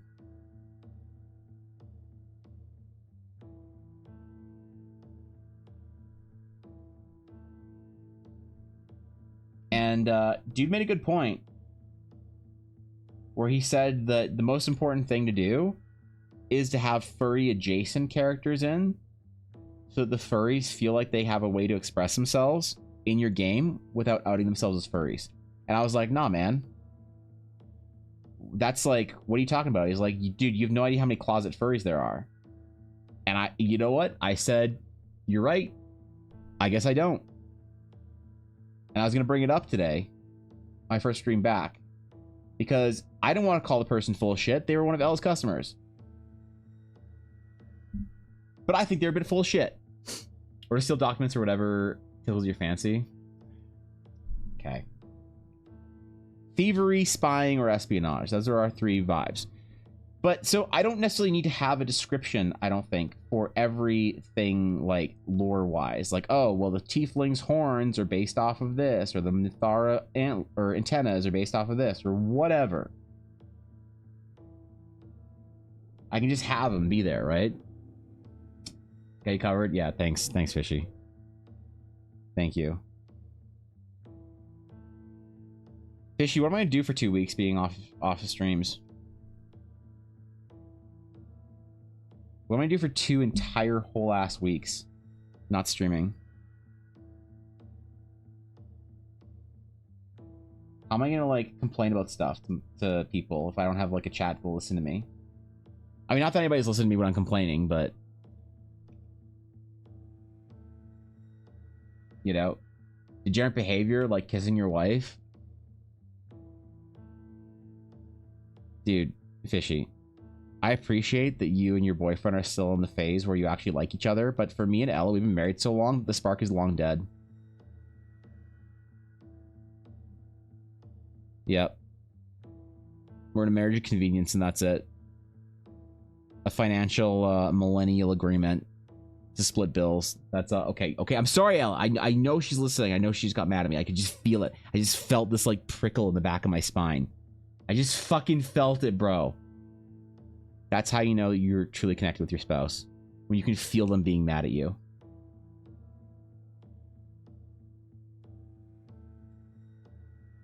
Yeah, jeez. Or I'm sorry, Alec. Goddamn. Love is Dead? True. Love is Dead. It's all about tax write-offs.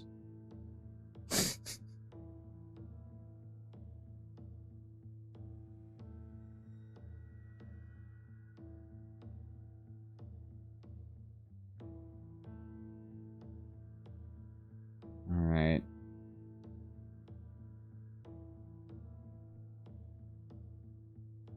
So, Thieves Guild can also set up sabotage. Azumio Zoom. sabotage. What are they sabotaging? Fishy, if you were to get a quest from someone in a Thieves Guild, a noble lady, a Mithara, this lady, in fact, were to approach you one evening after you were returned from a quest, and she were to tell you that the Grand Crest Thieves Guild has an opportunity for you, what kind of quest would you expect? What would you hope for, I guess, as a player? It's okay, I love you. Yeah, okay, chill. What would you expect? Sabotage could be cool. Corporate espionage, political intrigue. If you guys get political intrigue games or quests in your games, are you just bored out of your mind immediately? Is that like insta-lock? Borge?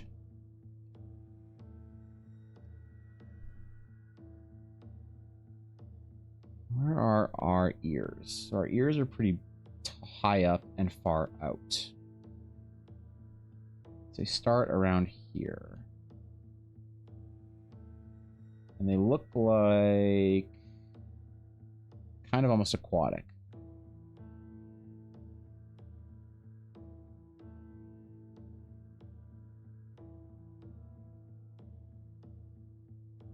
Oh, shit. So these, her little hair piece needs to go down over her ears. That's fine. We'll figure out her little earsies. What kind of quest would you hope for? I guess is the most important thing to think about. How the fuck did I draw these? Okay, whatever. I'm just gonna reinvent them.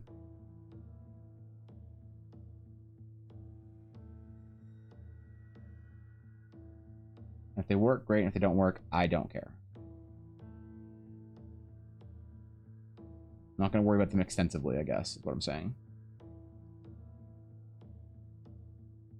Okay, so enough political intrigue music. I am my normal shit. Yep. There we go. Okay. Look, RP and political things. Do I know anything about the Thieves Guild? Is there like Robin Hood or like kind of fucked up? The Thieves Guild is depends on who you ask. I'd say the Grand Crest Thieves Guild is more Robin Hoody, because so you got to think of everything the Shattered Sea kind of cyberpunky, right? Kind of along those lines where it's like the big guilds, the big corporations are like almost all exclusively evil, and so if it's a Thieves Guild that like normally preys on people, that's not good. But if it's a Thieves Guild that normally preys on the corporations, which the major ones do, then you're kind of morally okay with anything to do with like stealing from the corpos, because the big guilds are pretty morally deplete. Double agent. Job enlistment, perhaps she has someone in mind for the job, but they've been avoiding her, so she sends your party to deliver the message or summons. How would that manifest into a quest, you think, Biddy? Like, I'm down. I had to visualize it, you know? We're gonna be absolutely down to fuck some shit, okay. But what would you be expecting? What would you be hoping for as a player, Fishy? A game of, like, infiltrate this, like, noble's ball to you know, overhear some information or something along those lines? Or would you prefer more of the like streetwise investigations? What kind of vibe do you want? I suppose if we have a noble lady, then it could be like Something more on the like attend to ball political intrigue type games, right?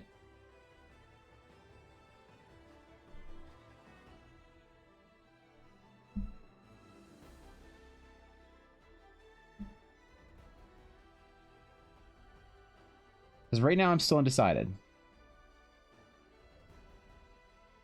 Or the general vibe. Let's collect the NPCs, like some quests that start small and becomes bigger over time, and I get more emotionally invested. This was initially supposed to be an NPC that we could build that people could use for a single game, like hook type thing, not a massive adventure, but I could do a small adventure out of it. Why not?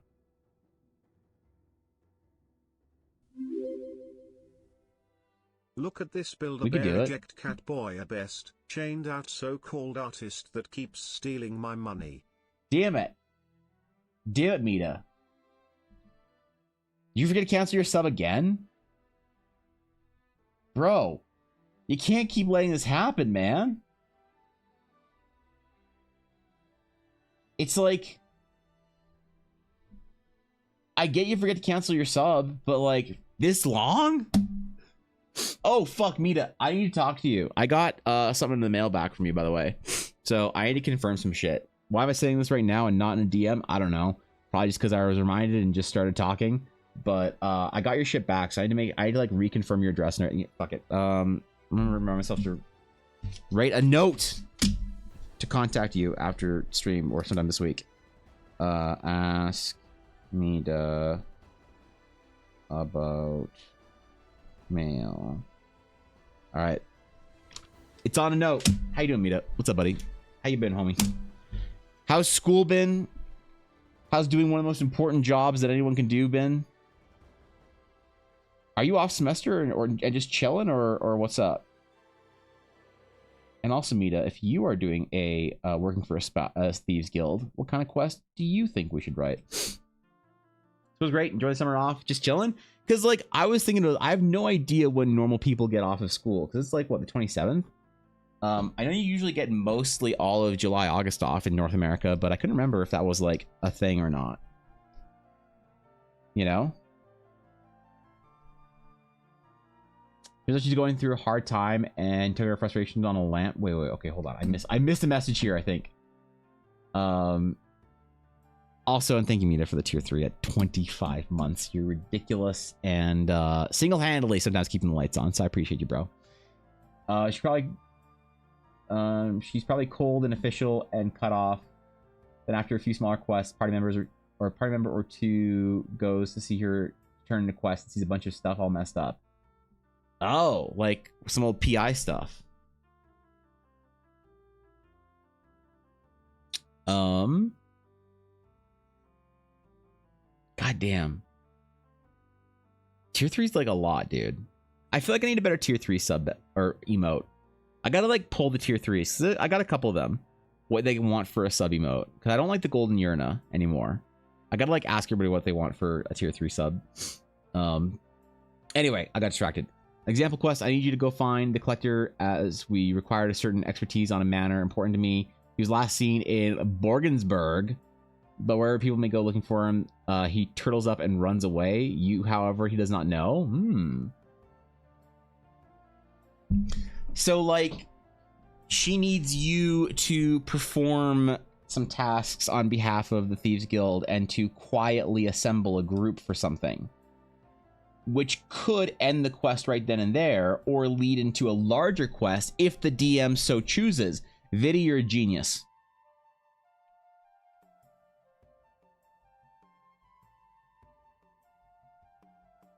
Your geniosity is well represented this day. Yeah, we are working for... So Mita, today's is chat builds an NPC. So chat voted on Mithara, hot Mithara chick. Chat voted on a noble aristocrat. Chat voted on... What else did you guys vote on?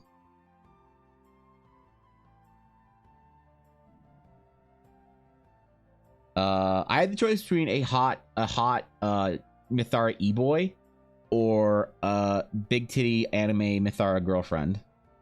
And chat tied it exactly, fishy, so I had to flip for it.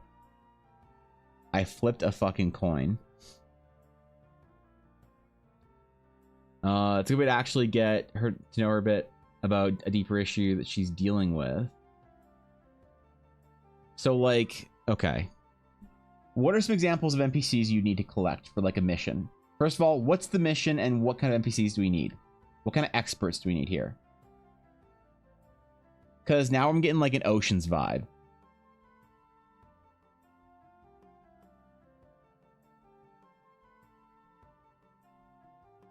Like, you're gonna rob some, like, museum now or some shit.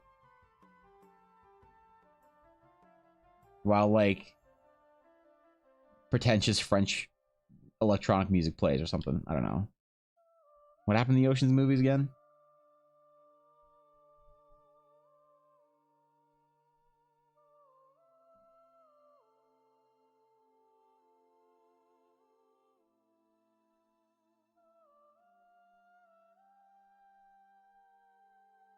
Okay. I like the wispiness of the Mithara hair. It's always like very whimsical, you know? A quest, okay, a quest for the party is to smuggle a Kenku into a large industrial structure to get them to perfectly duplicate the books of businesses while modifying their existing books. No one can know what this has happened, resulting as a branching narrative based off of which way they want to get into the building, sneak, impersonation, infiltration, a period of time of them copying the books, and the period of time of them modifying the books, make it so the original is enchanted, so it can't just be swapped out. Maybe make it so the modified books, including payments to the enemies of the crown. So this is all big guilds, so that fits perfectly with the corporate political espionage. I like that vibe. What kind of NPCs would you need for that kind of a job, though, right? You would need some sort of a scribe or whatever. What else? What kind of experts would you need to assemble?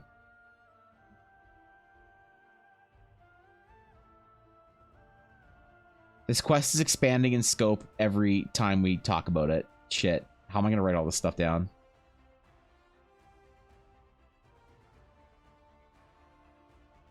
I'm worried now. I'm scared. They kill a big wait. They kill a big shark. What does the big shark have to do with anything? What? I'm so confused.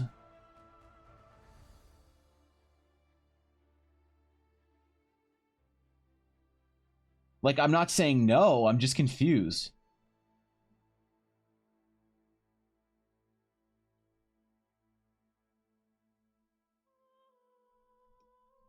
I'm generally down. I just need to know.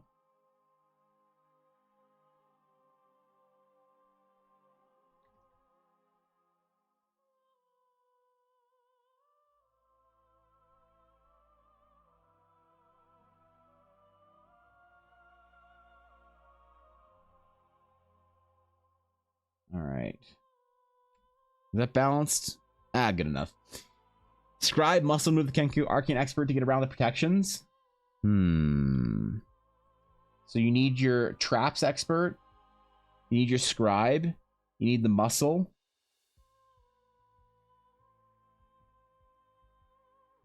Because don't forget, this will also be with your party as well, right?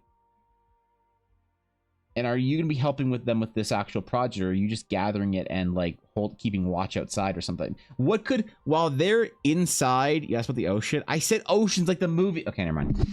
I'm gonna get triggered, man. I'm gonna get fucking triggered. These fucking VTubers come in my chat. Holy shit. First Ashy, then Evangeline, now Fishy. What could you be doing for your party that wouldn't require one person, wouldn't have to be particularly stealthy, that your entire party could be doing while this is going on? This distraction is good. Scribe is Kenku because they can do perfect duplications. Then you would need someone on the inside for layouts of the buildings, connections to forest people's locations. So we'd have to find something different than a Kenku, because I can't use Kenku, unfortunately. Unless, if I do use Kenku, Wizards of the Coast takes 30% of my IP. And, yeah. If I use a Kenku or any sort of Wizards of the Coast property, then they'll take 30% of my IP and 30% of my Twitch subs. So... really like those. What about if there are also another layer that gets uncovered along the way, that the quest giver is a noble, where quest giver noble lady is a double agent, or that the corporation was, corporations were infiltrating. Has stolen a family members of her to make her comply to be a double agent, but she's supposed to be an ambassador for the Thieves Guild. Would you expect a Thieves Guild ambassador to be so, I don't know, at risk?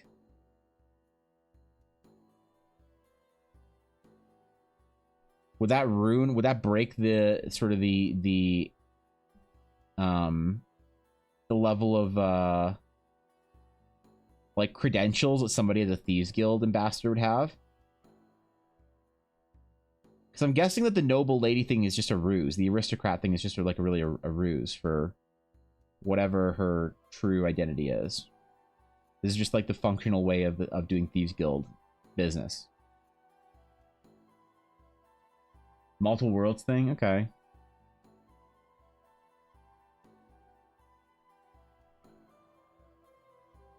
I haven't done any like sneaky espionage type D&D games in a while. Not since my Star Wars game with my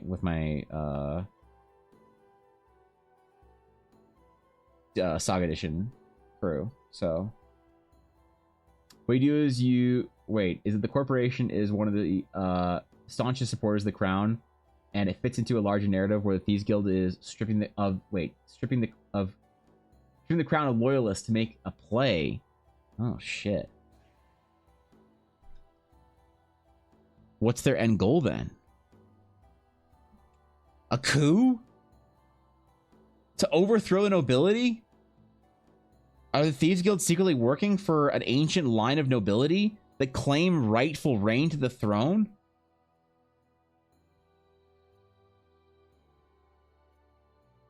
And Morgarius, Prince of Thieves, is actually the descendant of the old crown?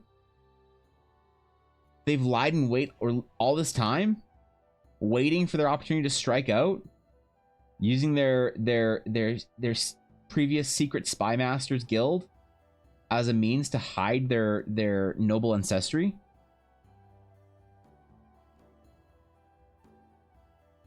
Look, I'm just spitballing, man. Not a real noble? I don't know. We were just talking about the vibes, the visual vibes, really. She could be. All I got chat to vote on was the aesthetics. We don't have any of the story decided. But the first thing that chat voted on was the NPC be a Thieves Guild ambassador. So I wanna keep true to that. I don't wanna just discard that like first piece that we voted on this morning. The vote was between an assassin, a Thieves Guild ambassador, and a was it assassin, Thieves Guild ambassador, and a merchant? No, wait, was it merchant? I forgot. What if she is a noble, but she's untouchable because she doesn't have an heir? If she dies, her estate dies with her. She finds out she has a child, though. The estate would pass on the child. Wait, pass on to the child. She's exposed, and whoever controls the child controls the wealth. The fuck kind of romance novels are you in reading, Viddy? What that was way too well thought out. They're thieves. What is a bigger prize than stealing the crown itself? Oh, they want the fucking crown. Oh, Jesus, that's sick. They want the crown. God damn. Personally, I like when bigger or a goal set a rift between one house and another. Bigger NPC has a bit more depth, like she's actually noble that joined up with Thieves Guild when she was young and has worked her way up and also became head of the household. But an actual noble, her family who doesn't know about her double life are at risk. Okay. But like, does that make her a good ambassador for a Thieves Guild? Wouldn't you expect the ambassador, like an ambassador for the Thieves Guild, to be somebody who is very much like a master of deceit, pretending to be a noble? Or is it better, do you think, for the ambassador to be somebody who is a noble, somebody that you wouldn't necessarily think to be a Thieves Guild member? That's what allows her to be a good ambassador, is that she has so many connections to the Thieves Guild and to her noble life. Official aristocrat Thieves Guild is her underground connection. Ooh. Constant issue for her to keep her identity secret. You don't join the Thieves Guild. You get brought into it. So how'd she get brought into the Thieves Guild? What's the story there, Mister? I think 100 bits though, by the way. Holy shit, dude. How do the final acts of a dying leader of the Thieves Guild wants to do the final heist that will live through the ages. So it's about legacy. They're about ruling. They just want to be marked in history as the greatest thieves ever. I like that. I can relate to that. I can dig. That's good. That's good shit, because that's like good thieves motivations. They don't want to like overthrow the crown or whatever or any of this shit. They just want to be known as the thieves that stole the greatest piece of treasure. The royal crown jewels.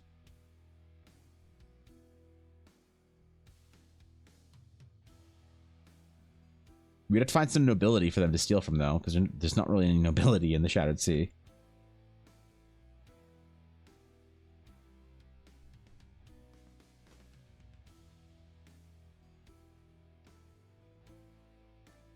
I like that, though. As far as the Kenku thing, just make it a generic forger. The only reason to make them the Kenku is for D&D mechanic. Kenku inherently are the best forgers. Yeah, we need to find some like different kind of like little like gremlin-y kind of like, because like the forger needs to be a tiny gremlin, like the mole man from Atlantis, you know. Is she noble democracy or patriarchy matriarchy? So the way the Shadowed Sea works is that it is all governed by guilds. Okay. Now the guilds are representatives of the sort of ruling class. The various guilds can take the form of companies and corporations or local nobility.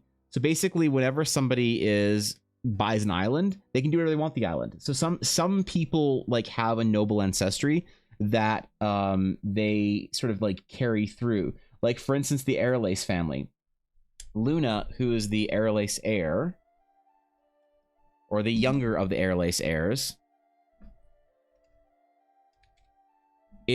her title is Lady Viceroy, because what the fuck? What did I just do? What the actual fuck? Hello? Photoshop? Okay, whatever. So like Luna is her title is Lady Viceroy because she has like a noble connection, but really there's no crown to guarantee nobility. So nobility is just long-standing families from elsewhere in the world that have come to the Shadowed Sea with noble title that they sort of carry and hang on to for one way or another. So in order for there to be the noble class, there doesn't necessarily have to be like a crown to grant them their nobility. Nobility can be more of like a well, we have a lot of flexibility with it, I guess, is the point.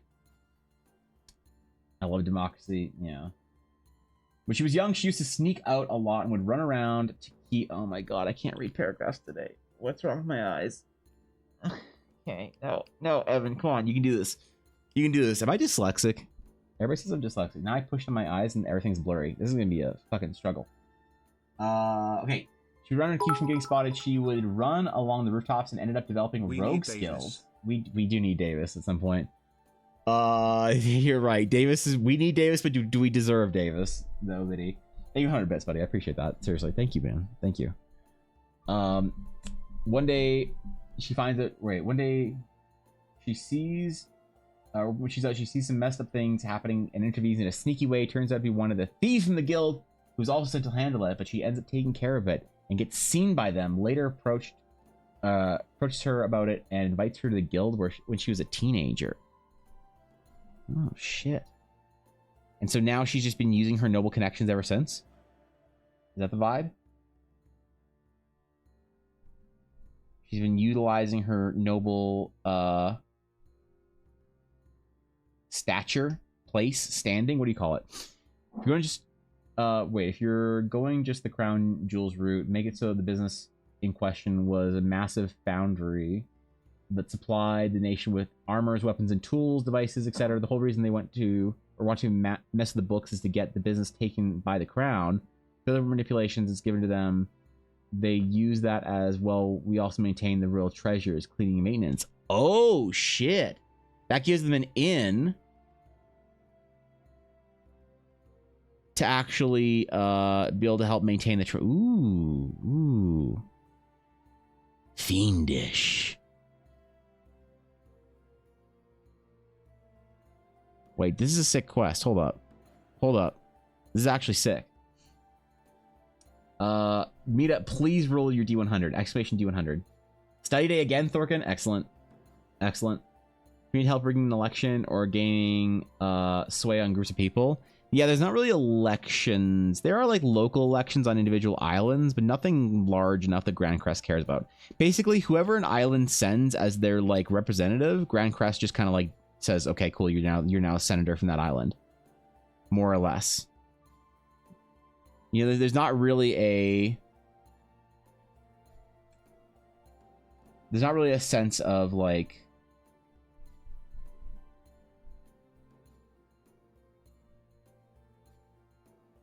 this, like every island follows a certain procedure. Some islands elect their officials, some islands have an appointment, some islands use an elder system. It really depends on the island. So I don't know if local elections would have much bearing on like giant regional events in Grand Crest, you know? It could. Like, I guess that'd be kind of interesting. I just hadn't thought about that, you know? These are new conversations to be had about Eldara. Lore conversations I have not yet thought of. Doesn't mean they don't need to be had. Not actually noble, and that's all part of the long con by the guild. Well, I mean, like, nobility is like a loose term out in the Shattered Sea. That's what I'm saying. So, like, there doesn't have to be a noble structure that we have to follow rigidly. Is, I guess, all I mean. We're pretty free to do what we want.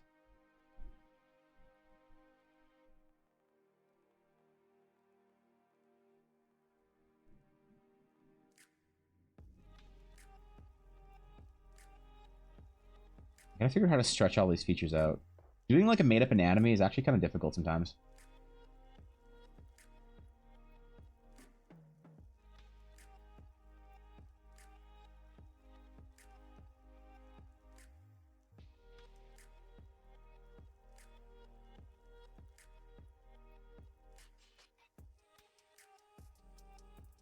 I mean, it's always difficult, but still. Sometimes it's more difficult.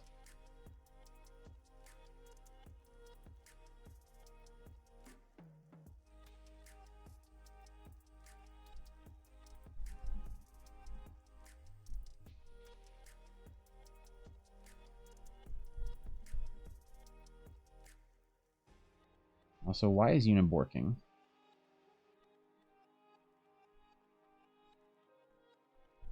Should go check on her in a minute. I've been taking my break. I haven't got up from my desk.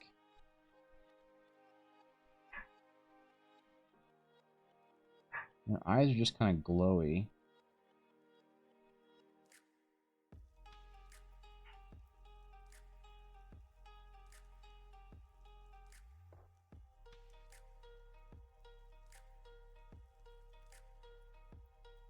You don't really know where they're looking at any point in time because they don't have like the same kind of construction of eye that you'd normally expect out of people. Mortals, at least.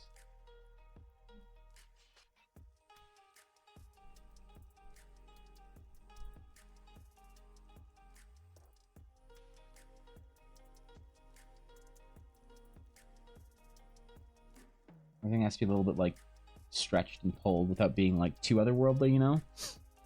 95. Oh shit, we almost had to draw Green Dragon today. Damn, bro. 2-hour stretch break. Has it been 2 hours yet? Oh, it's 12. Oh shit. Dude, what the fuck? I've been live for 2.5 hours? I feel if you asked me, Evan, how long do you have to your 2-hour break? I would say probably another half hour. Damn. I did not. Yo, where is the time going today? Holy fuck. We're flying. We're just cruising, apparently. I'm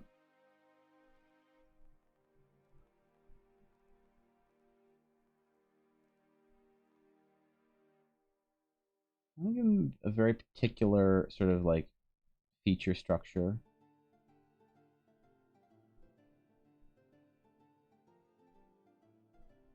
but I don't want to be too obvious, you know? To understand the flow of time. I tried to play Prince of Persia once to understand the flow of time, but all I did was confuse me more, so...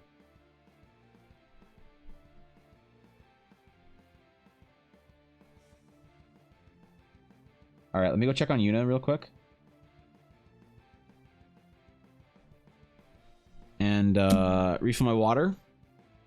Hey, Prince of Persia? Yes, you did.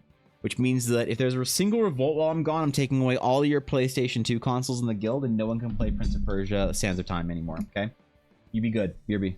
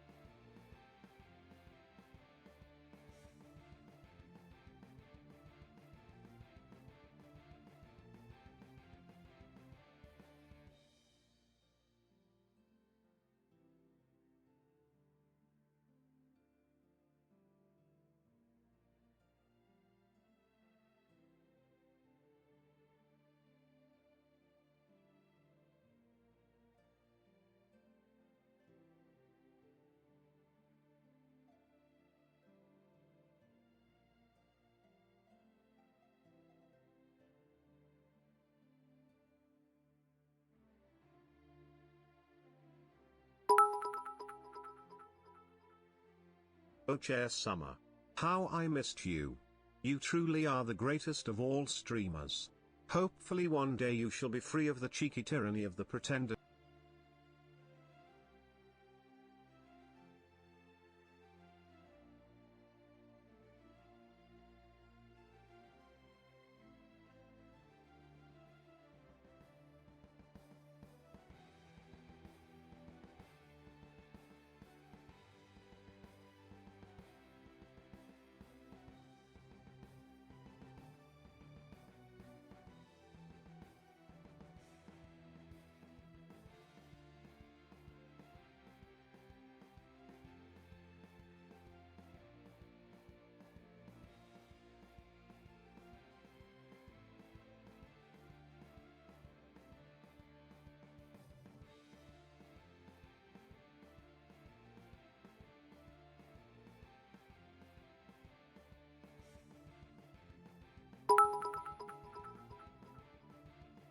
I remember when I worshipped a chair, there was something so different about that time.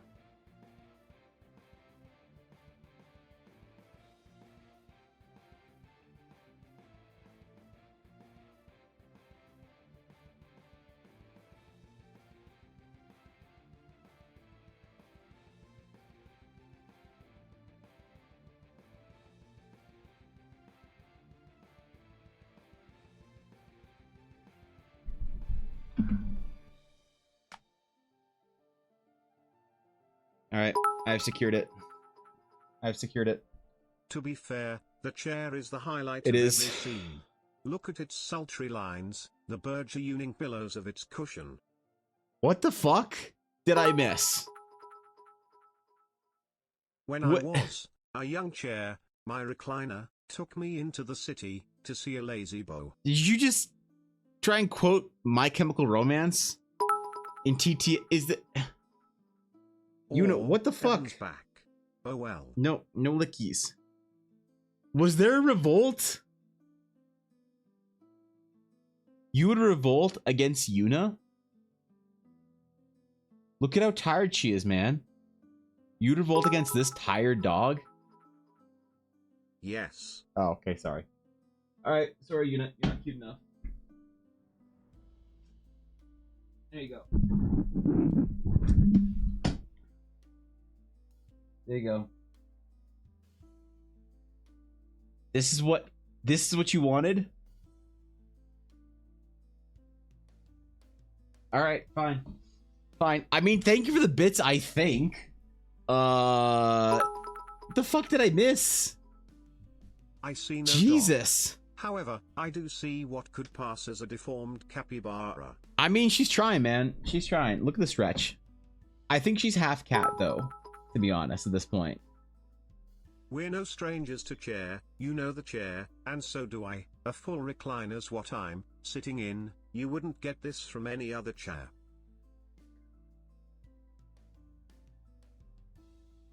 Mods, send me a reminder never to go AFK again. It gets too degenerate. Even Eunice feeling it. Is this normal dog behavior? Is this like normal dog shit right here? Because I don't know. She doesn't appear to be fighting anything, but that.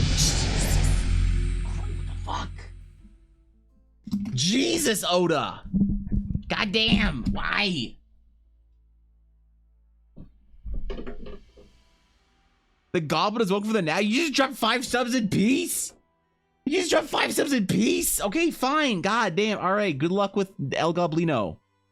All right. God damn. Oda. What the fuck? What did you? Holy shit. What an attractive man. Just what an attractive man. You know? Shaw Force. Thank you, Oda. What the fuck, man? Thank you guys for the bits. I appreciate it. I think. And thank you, Oda, for the subs. Goddamn. Thanks, man. I subs right before I go on a break, and no one's sub's gonna be actually useful because I'll be gone for 2 weeks. It's normal Canadian dog behavior. Okay, sorry, my bad. I meant to say Canadian dog behavior. Did I say normal dog behavior? Thank you, Oda. Damn, bro. Thank you for the subs. That's like 5 people in the guild. And I appreciate that. And I know all those names too. So thank you, man. Thank you for the 5 subs. Thank you for bringing 5 people in the guild saying, hey, 5 people. Sorry to hear you had any luck with adventures guilds, but now you remember the Dragon's Claim, and now you'll have a hard time getting quests because they'll say, hey, wait, are you remember the Dragon's Claim? And they'll say, yeah, unfortunately. And they'll have a hard time getting quests now. So I don't know if that was your intent, but god damn, man. Thank you, bro. Fuck. I don't deserve it, dude. I'd be gone for 2 weeks in July. I don't deserve shit. When I come back, though, oh boy. Oh boy. Actually, when I come back, do you guys think I should do my add my 5th day on? And what should it be? Should it be a weekend or an evening on a weekday? Because I'm thinking about that happening when I return, but I don't know yet. I'm not 100% on it. You could use just wonderful emote thanks to a certain VTuber. Yeah, dude. She did an okay job at it. I'm still not happy with it, but you know, Evangeline did an okay job.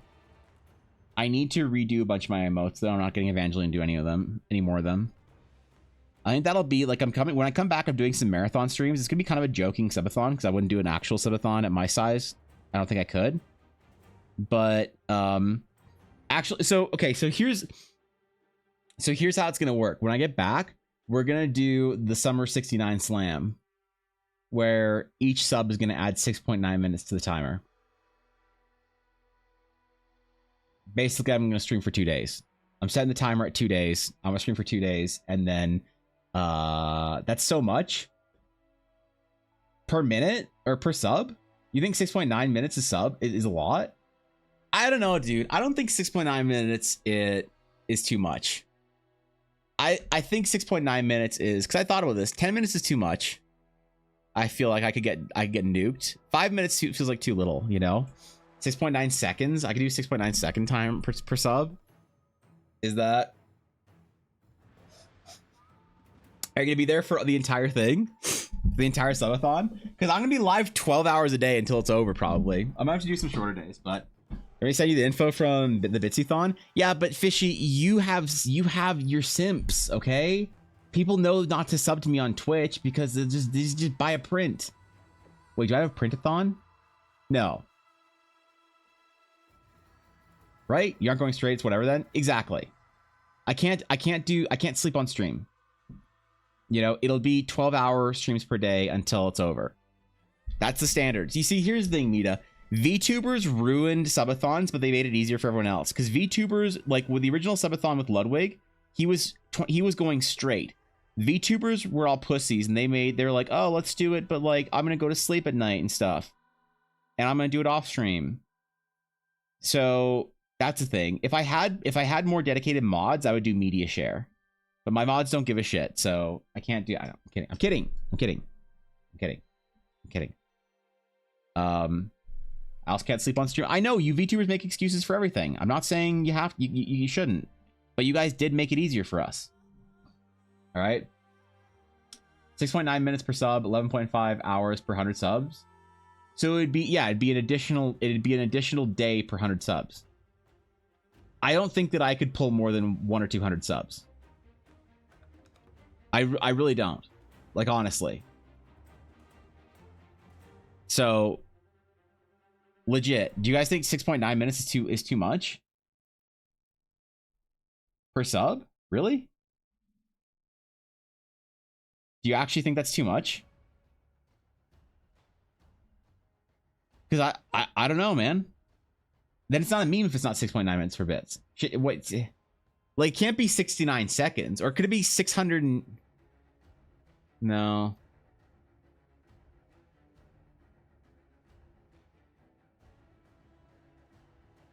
What should I do then? I think it's a decent amount. I think it's a decent amount too, right? Stay awake all night for a whole week to mod on it. Just doing media share. You guys are just gonna do media share. That's gonna be degenerate. The streamer I watch playing Paint Drawing Simulator with 5 minutes added for a sub. That is hilarious. Depends on if you can cap or not. Why would I cap? If it's the summer and I can just go, like, I could put a cap on it if I ever wanted to. But why wouldn't I just keep going? Like, if I could, like, realistically, if I streamed for 12 hours and I could guarantee it, I could get 100 subs per day, but I just had to stream 12 hours, I would do that. I would do that for 60 days. You know? 420 seconds? That's pretty good too. Can you make it while the subathon is going? You have to play Weibo games? I'm going to. Because look, do you guys think I can actually sit here and make art for 12 hours straight? I can't. I need to take breaks. So, like, let me tell you what an average subathon day would look like.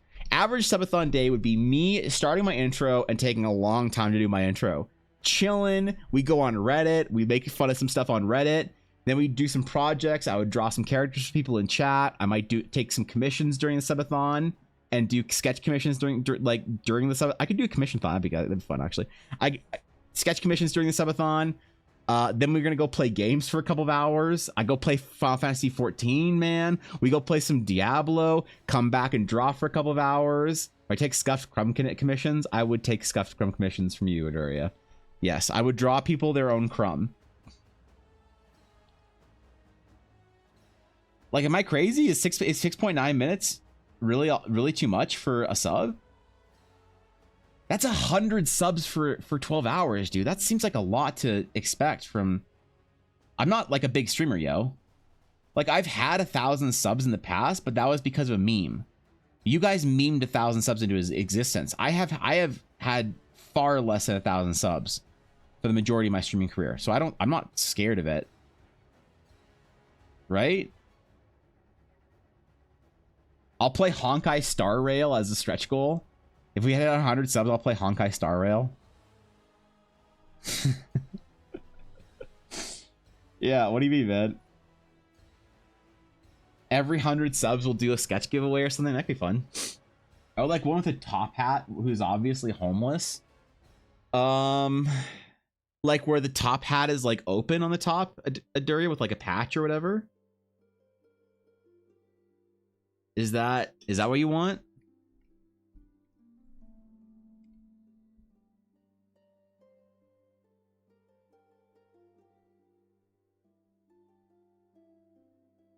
Because, like, I'm down.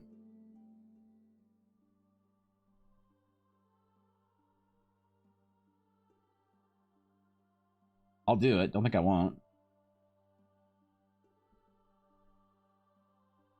You guys think the subathon's a bad idea? Wait, is this not good?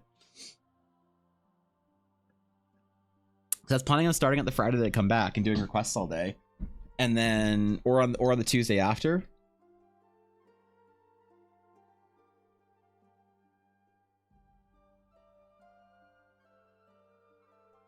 I basically just want to do a marathon stream where I'm for the summer where I'm like live for like all day for like a week or two.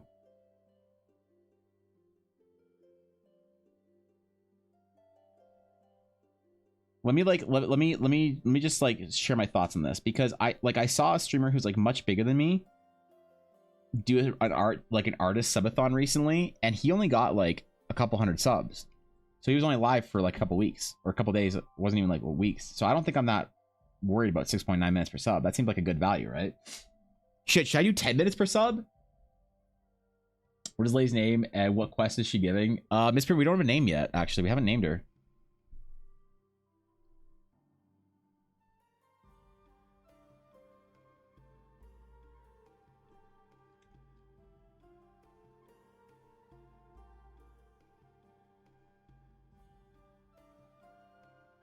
We need to figure out what Mythara names, like, sort of convention sounds like.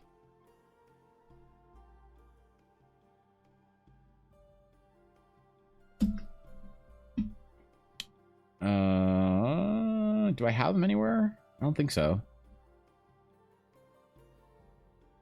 Mythara.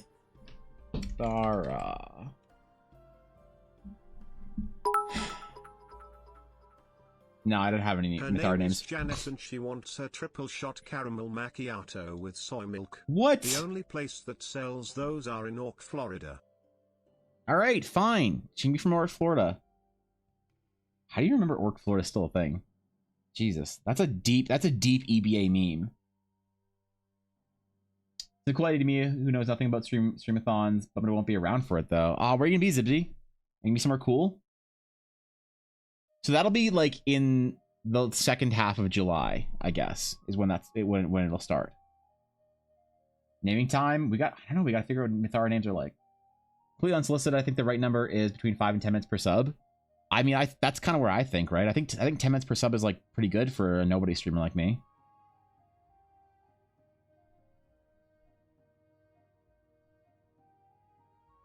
You know? Like I could cap it at like 30 days or something. Yeah, cap is 30 days. I can't stream longer than 30 days. If I could figure out a way to sleep on stream, that'd be dope. Baroness, title-wise? Baroness is a good one. I like that. Let's do that. I'm back from Tofino, checking out BC parks. Oh, shit. Are you surfing out in Tofino, or what's the plan, Zibsy?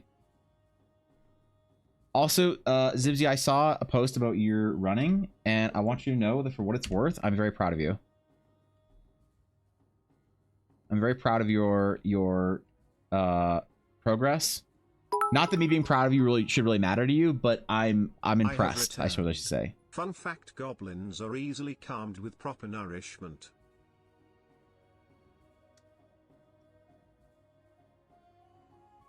I mean, my brother had a baby in October, Oda, and in fact, I don't think that's true whatsoever.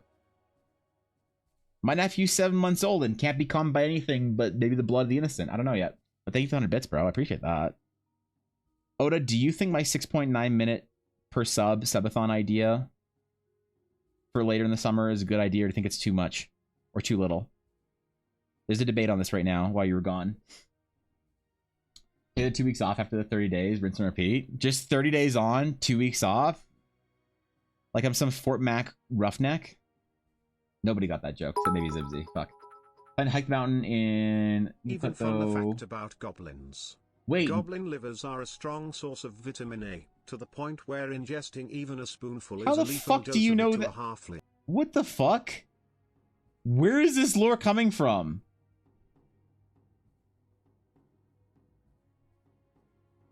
Where? What? What?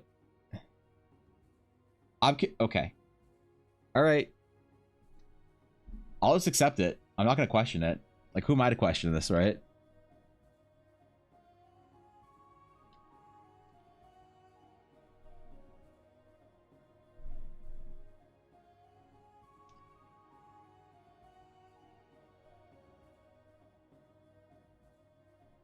I'll just, yep. I'm good. I'll let it ride. Appreciate the 100 bits. There's that, you know? Not complaining, just in ads if you're applying in the hike plans. Oh.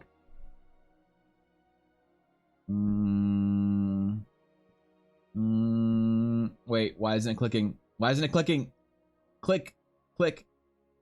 No. There we go. Wait, fuck.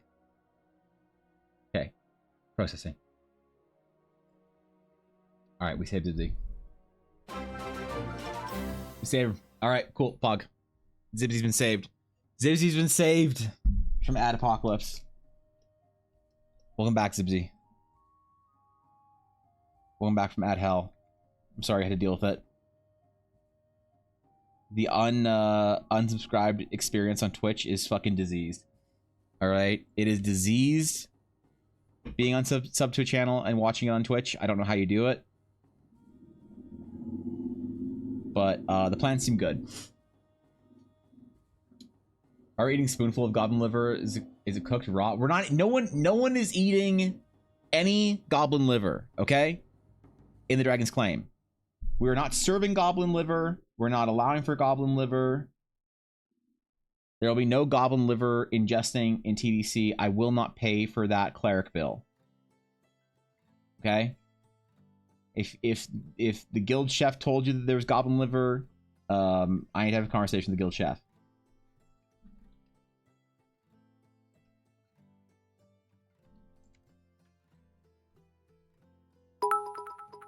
Okay.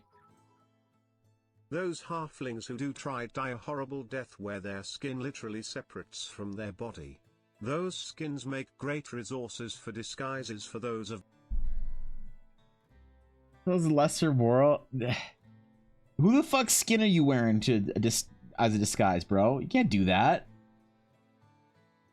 That'll get you canceled on Twitter, man. You know how Twitter D&D players are, dude. As soon as you bring up anything remotely dark in your game, you get canceled for it, bro. I don't want to see you getting canceled over it.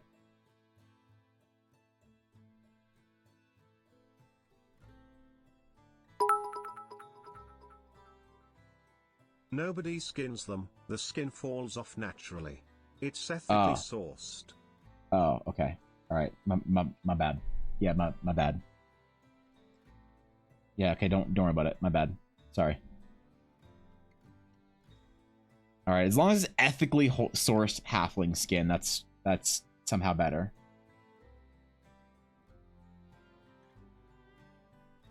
It's like Lord of the Rings, but if the Nazgul were the protagonists.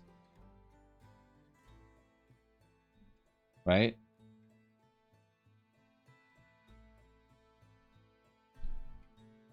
That's how the movie would have gone?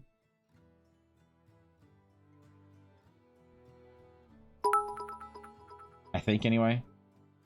And if you have a cleric there pumping healing words, they don't die from it. Excruciating, mind-altering pain? Sure. But they don't die. Oh, God, dude. Jesus. Alright, never mind. Never mind. There's no ethical sourcing here.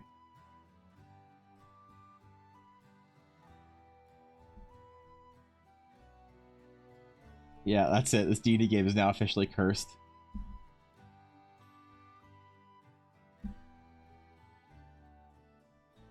Not that it wasn't to begin with, but now it's just extra cursed.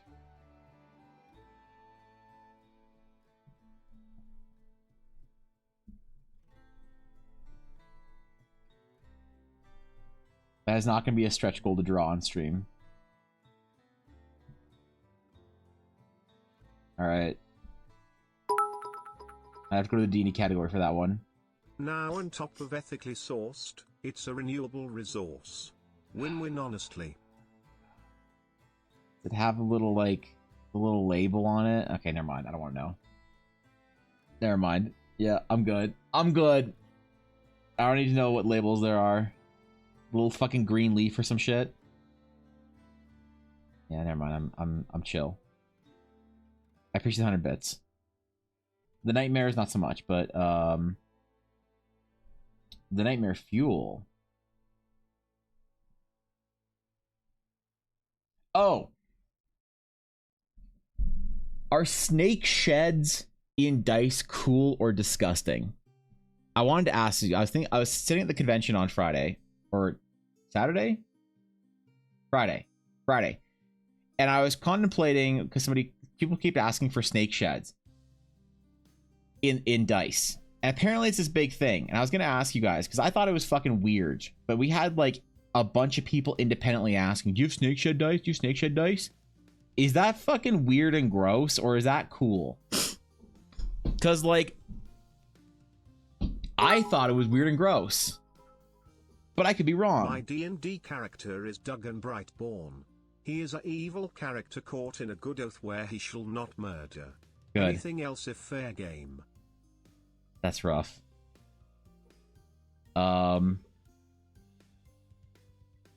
That's a difficult inclusion in the party, I'll admit. I appreciate the bits, but I don't know how we're going to include that into the Lawful Good campaign with the Paladin. Like pieces of shed snake skin in the dice? Yes. People like this shit. Hold on. Snake shed dice. Images. Yeah, like this. People think it's like dope, right? I think it's fucking gross. You know? Like, to me, you know what's similar to this is saying, hey, would you like some dog toenail clipping dice? Right?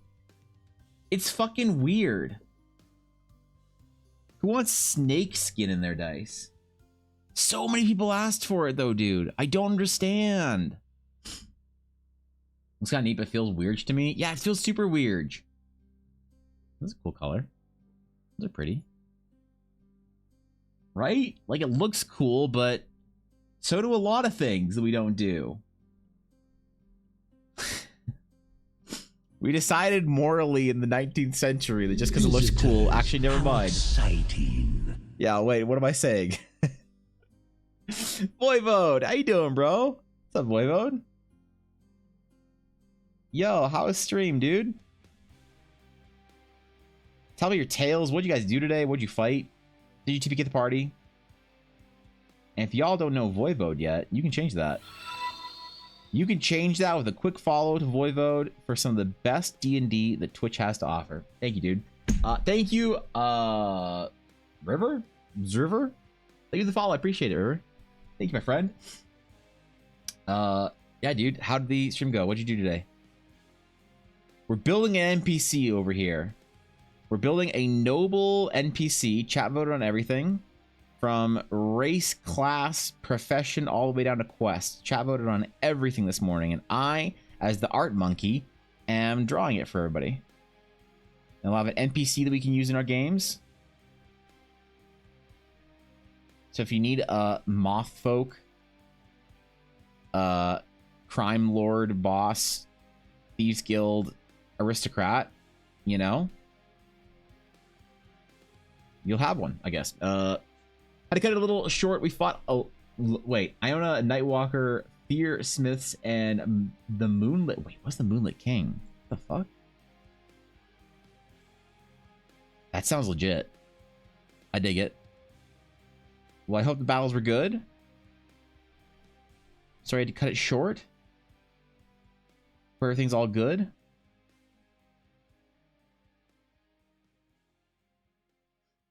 All right.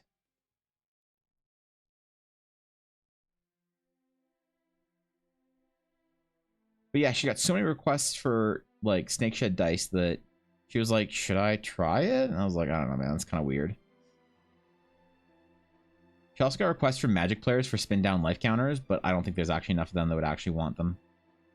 Neither does she. Not to make an entire new master for it, because making a master for Ella takes a long amount of time, right? The King is from TOB. Why does the name sound familiar though? There's ugly head must away to transport kids to summer camp. All right, dude. Yeah, go do what you got to do. I appreciate you. Thanks for stopping by. Thanks for dropping the crew here. You could have rated anywhere on Twitch, and you chose my little backwater stream, and I appreciate you, Voivode. If you guys aren't following Voivode, you should change that and go stop in and be like, "Hey, Voivode, what's up?" And then, you know, opt to try and peer pressure to kill the party. But look, I'm not saying you have to. I'm just saying you should. There are spin downs out there, probably not enough demand to warrant doing that. Well, there were people. So okay, Blaze.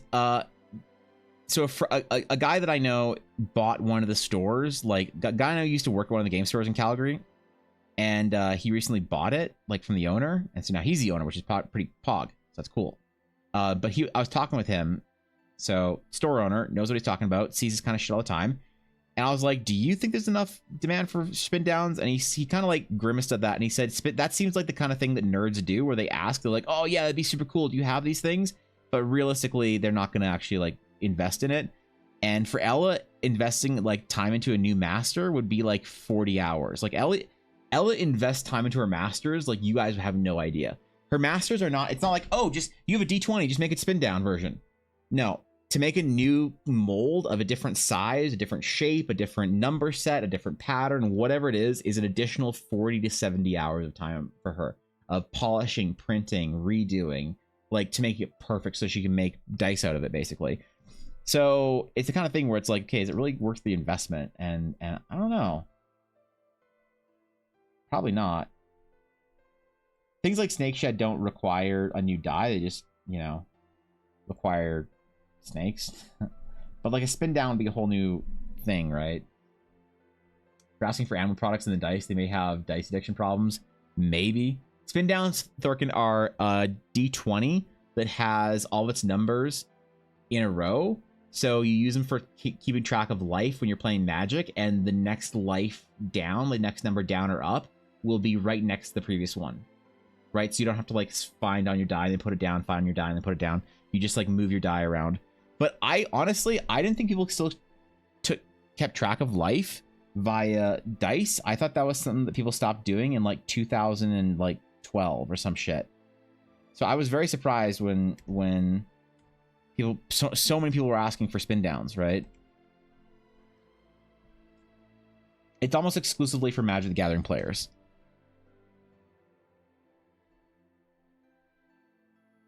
But like, so here's the secret about Magic players. The only ones that would actually be able to afford Ella's dice are serious Magic players, and serious Magic players play with life pads where they write their life totals down. It's all the like casual EDH players that play with spin downs, and I think that if Ella made a spin down life counter that was like $60 or whatever would cost, I think they wouldn't buy it. To be very honest. Side note, it's now been 18 months and I still don't have rewards in hand. I sent them to you. I got them back in the mail, bro. Bro, why'd I get fucking sent back? Could not be delivered to sent to delivery. Dude, I was so sad. I gotta like, I don't know, go to the post office and fucking hand deliver this shit out via carrier pigeon. To be fair, I didn't check the P.O. box for like 2 weeks, so it might have been sitting in my P.O. box for the last 2 weeks. I don't know. It could have also just been my P.O. box for 2 weeks after it got sent back, but I don't know. That was sad. They started using an app for that. There's so many other free ones. Yeah, like an app or writing it down or whatever. I like one person who used to use spin downs. I don't know why people were asking for it then. Like it was like 5 people on the first day alone. Right?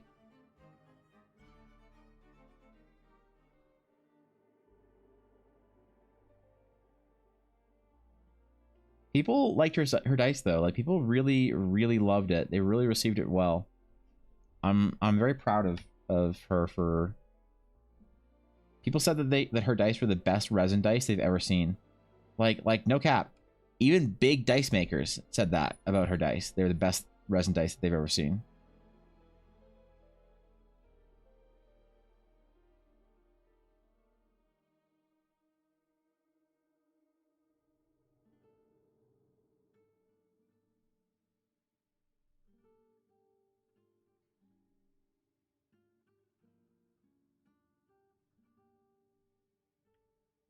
All right.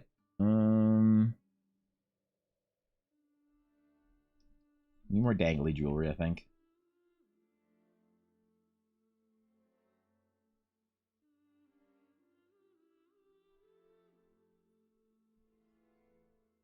One guy should refuse to use the app while the rest of us do every time we play. Kick that guy out of your group. Which, how is she doing? Last time I checked in, sad news. Happy news now. Ella's doing better. Ella's doing a lot better. Yeah, Ella's good. Her health is improving. We're hoping she gets approved for some stuff that should make her life a lot easier. And we're optimistic. I mean, I've always been optimistic, but there's like things to be optimistic about, you know? And she's doing well. She's happy. She's trying her best to you know, build Blackwood Dice out. And I think she said she's gonna do a shop update this week. So she's got all that good momentum from the convention, and she's running with it. I'm really proud of her. A lot of people could have like been slapped in the face by life and medical problems, and just like I know so many people who blame their lack of effort on medical issues, and it's like, man, that sometimes you can't help it, right? But Ella has proven that, I think, to me at the very least, that no matter what you're dealing with, there's always something you can do if you want to. There's always something you can get after. You can always pick up something, even if you're like, whatever ails you. I see people like Ella, I see other friends, you know, with similar or worse medical conditions, picking shit up and just like going for it, man. And she's inspiring. She's inspiring to me. It's like, if she can fucking pick her shit up and work towards something and build something in her life, then I got no excuse, you know? No matter what, no matter what's going on, no matter what struggles or what problems I'm dealing with, I can also pick my shit up and try. And it's good to have people around you like that, you know? Thank you for can't go back to normal dice now. Blackwood Dice have raised the bar so much for me now. I appreciate that, Viddy. I appreciate you saying that. That means a lot. But yeah, her dice, man. The other dice makers just like are honestly in awe of her. She had every dice maker at the convention except for one asked to do dice trades with her.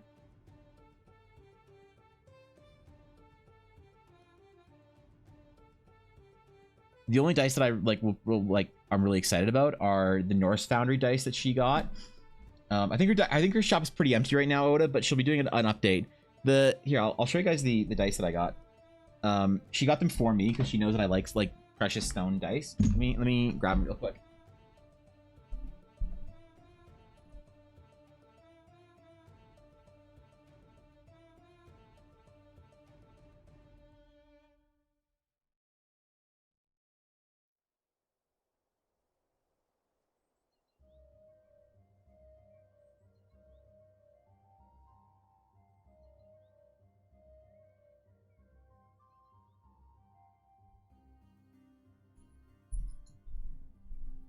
All right, check this shit out.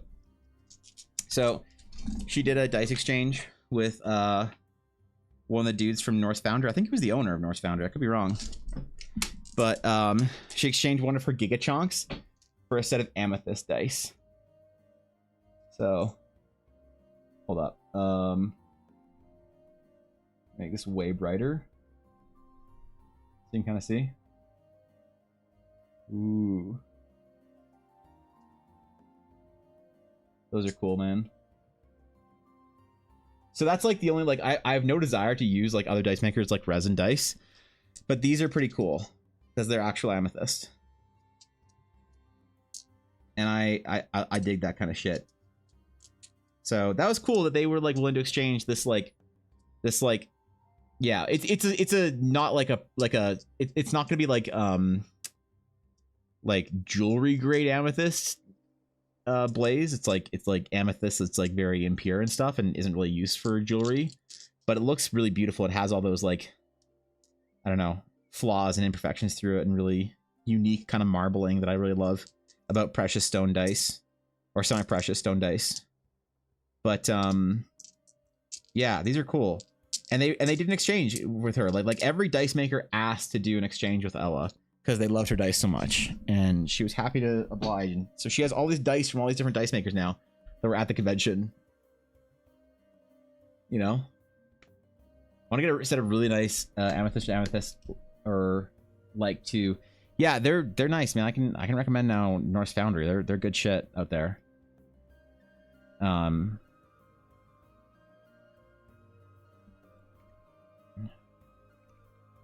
I will say their quality is top. Does enjoy.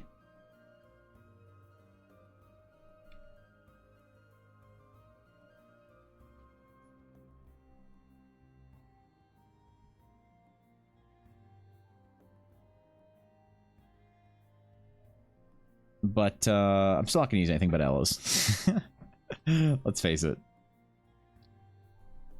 I'm not a dice goblin. I don't like to own a shit ton of sets of dice. I prefer to have like 4 or 5 like really good ones that I love. Which I already do. I have so many Blackwood dice that I don't even know what to do with it. I got rid of all my old dice, actually. All my old Chessex and Kraken. I mean, the Kraken one was important because they were one of the first people that ever reached out to me and said, hey, we think you're cool. We'd like to send you some shit. And I'm like, cool. So there's that. So they mean a lot to me for that reason. But as far as like dice that I use often, definitely just Blackwood dice. They're the official dice of Eldara. If you want to play official Eldara D&D games, you can use the official dice of the Realms of Eldara. Blackwood dice. Now that convention's over, she's going to be sending a bunch of dice to like her streamer friends and stuff. Like all the VTuber friends she knows and shit. She has this like cool project. Don't tell her any of her VTuber friends, but she has this cool project where she's doing a bunch of dice pours based off of their VTuber models. And it's pretty dope. I have my friend, there's supposed to be a drawing on the screen. Oh, thank you. Sometimes I hit my Streamlab or my Stream Deck, and the button sticks and it doesn't work. Appreciate it.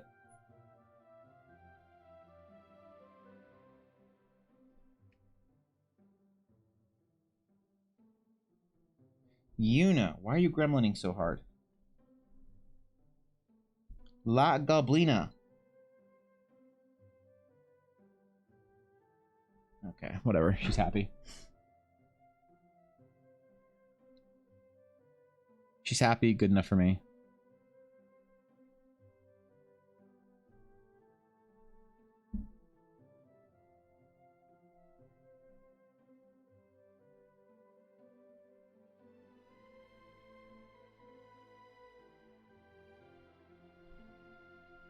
Okay, we're getting there, man. We're getting there.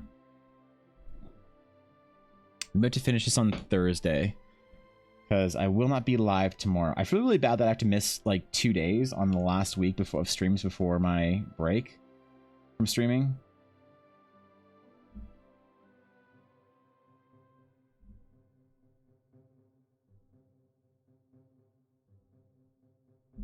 I wonder if I'll chicken out and do just a random EBA stream during my week off.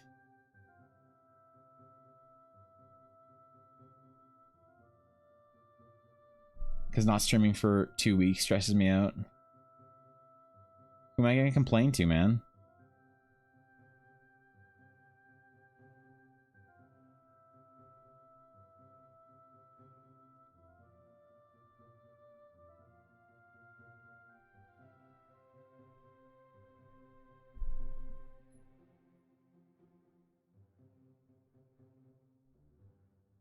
So we'll have more time for Yuna. Is that an important part of it, I guess?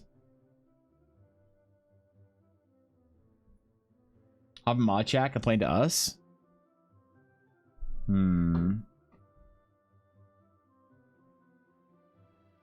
Should I? I probably should.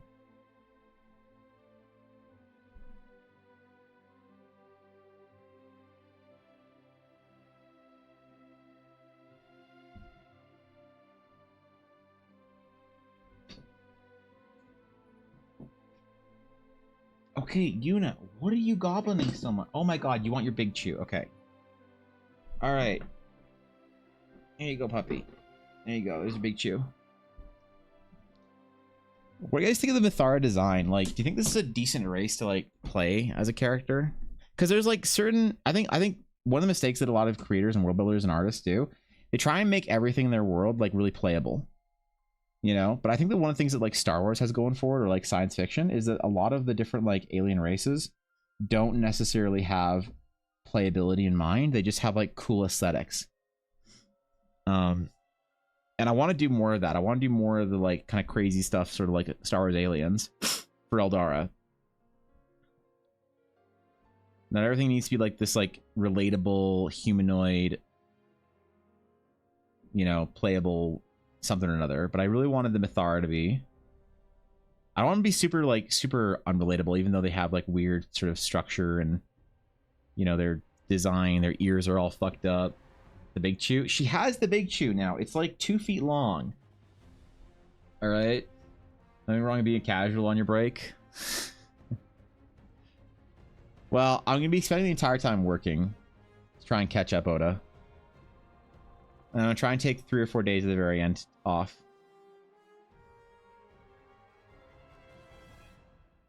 Ella and I had to cancel our camping trip for then because it looks like it's going to rain the entire time. And that fucking sucks.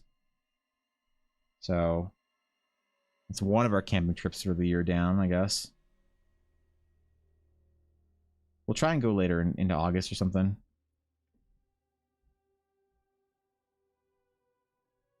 I also want the Mithara to have like really big eyes. I don't know why. The big eyes are like an important part of it. Baroness Zythra Hawkwing? Zythra. Zythra. I like that. That's good, actually. Baroness Zythra Harkwing. That's pretty good, actually. Ain't gonna lie, I love camping in the rain. I hate it, dude. I can't stand it. I appreciate that. I appreciate some people are down with it, you know? You dig it. That's good shit. I can't stand camping in the rain. I don't want to sit under a tarp cold. I want sunshine. I want... Because, like, I don't mind camping necessarily in the rain. It is setting up and taking down camp in the rain that I cannot stand. So if it's pouring while I'm trying to, like, take down or set up a tent, then all your gear's wet, and you need to put it back in your car, and it's, dude, I can't stand it. It's the worst. And then if it's raining out, you can't have a fire unless you're willing to sit in the rain, and not willing to sit in the fucking rain. It's true, the effort it takes to set up a good tarp system is horrible. Yeah, I mean, like, I'll set up a tarp, but it's just annoying, you know? Especially because we're not going out for more than a couple of days. If you're out there for, like, 3 weeks or some shit, or even a week, I get it. You have a good tarp system. That's exactly what you said.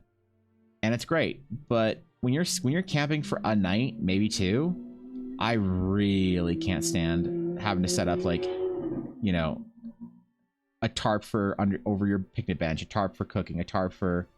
It's like being in the rain is fine, but set up and take down in the rain or for the rain is like super annoying for me.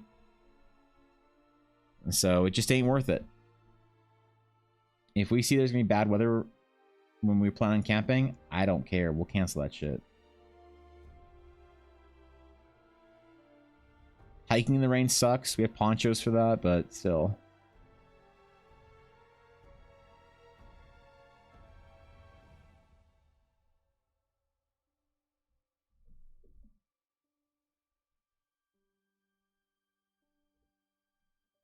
I would be super fine camping in the rain if we had an RV. If I had an RV or a trailer or something like that, I wouldn't mind. You stay inside, you know? But sitting inside an RV and sitting inside a tent are 2 very different things, I think. That's fair. I do enjoy sitting under a tarp in hammock or camp chair, reading or playing cards. Once it's all set up is done. Yeah, I probably wouldn't mind it as much if we went out for longer. But, yeah, just going out for a couple of days, it does really suck.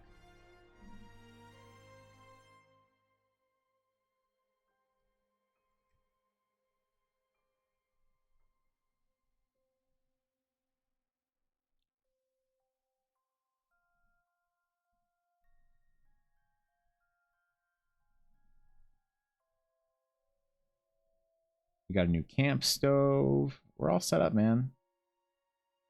Got propane tanks at Costco. Oh yeah. Like the sound and smell of rain. Yeah, rain's nice. It's just I don't like to be in it, you know. I don't mind when it's raining out or whatever.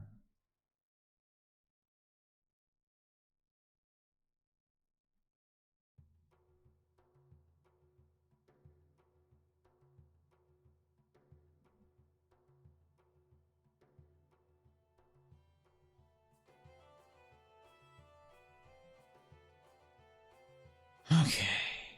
And you figure out the wings pattern. The wings are gonna be like, I feel like the wings are gonna be unique to each Mithara. Parking sounds like a really high nobles. Kind of does actually. Has that like level of class to it, you know? They also need to figure out how they would decorate their gear. I want to do like lots of metal.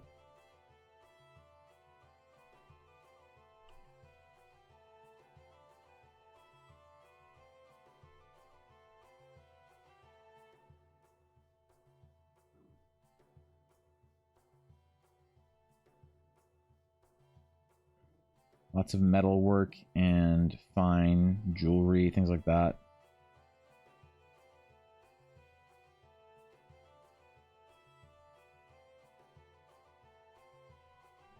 What, Yuna? What? Where are you going? Where are you going? We're not playing. Yuna has no idea I'm streaming, does she? She thinks I'm just sitting here talking to her the entire time, doesn't she?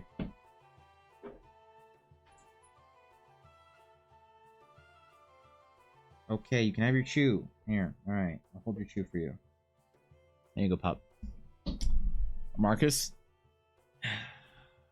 Yeah? I like Baroness, though. There's something about Baron or Baroness that sounds good. I can't trip it rain on every portion now that I didn't enjoy. I mean, if you're a canoe over your head, that's fine, right? But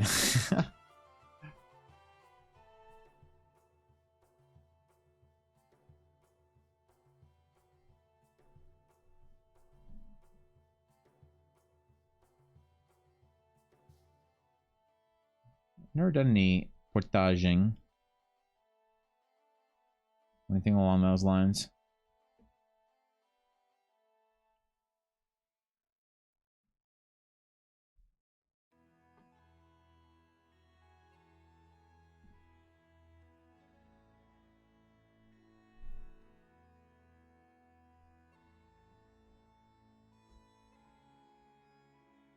Can make it look like leaves almost?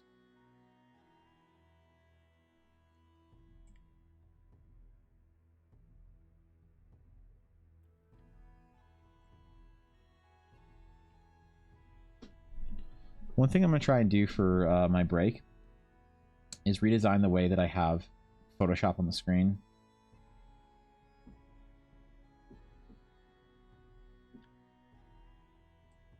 So that I have a zoomed in sort of view myself, but I'm not always zoomed in on stream, you know?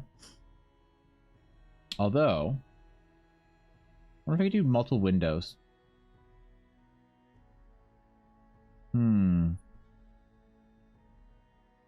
I have ideas now.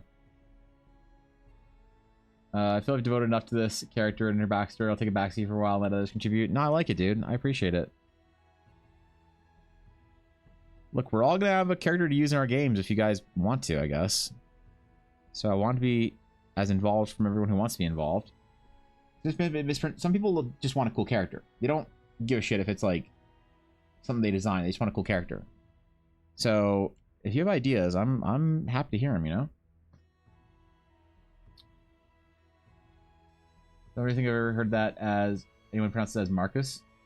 So okay, depends. There's, as far as I know, the Marquis and the Marcus are different, like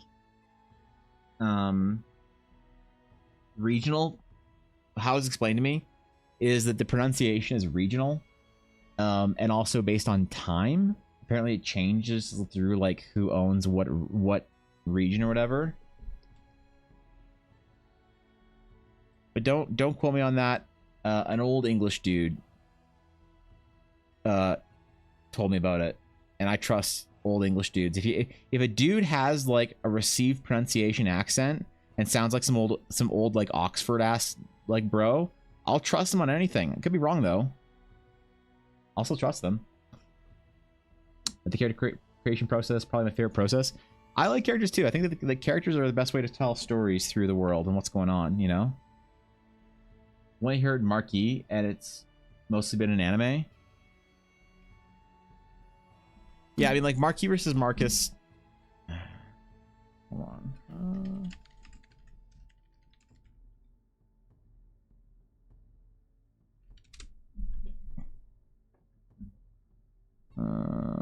Where is it?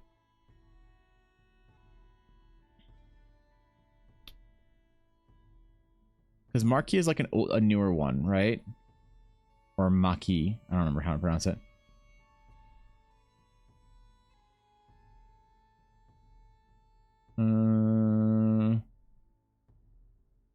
Okay, I can't. Yeah, whatever. I can only find like World War II era shit, so I'm not gonna dig too hard. But yeah, I was corrected by an old English dude once, and I don't know, man. I'll believe him on anything.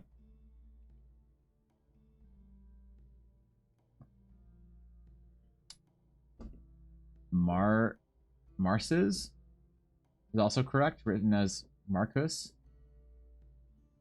Is that the is it really just a French versus English thing, Thorkin? Is that what they meant by like time?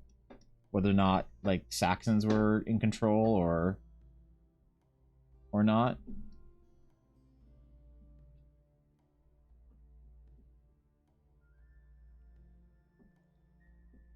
So I'll believe it. It evolved?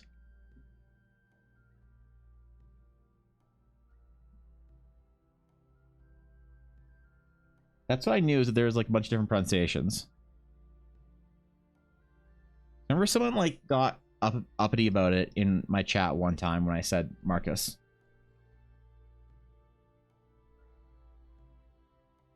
I don't remember why though. I'm probably just Madge because badge.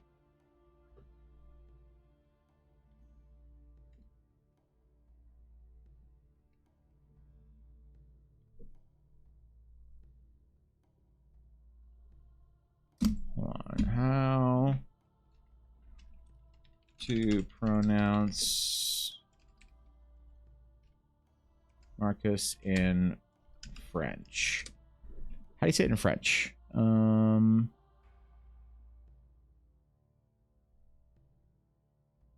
French and English pronunciations.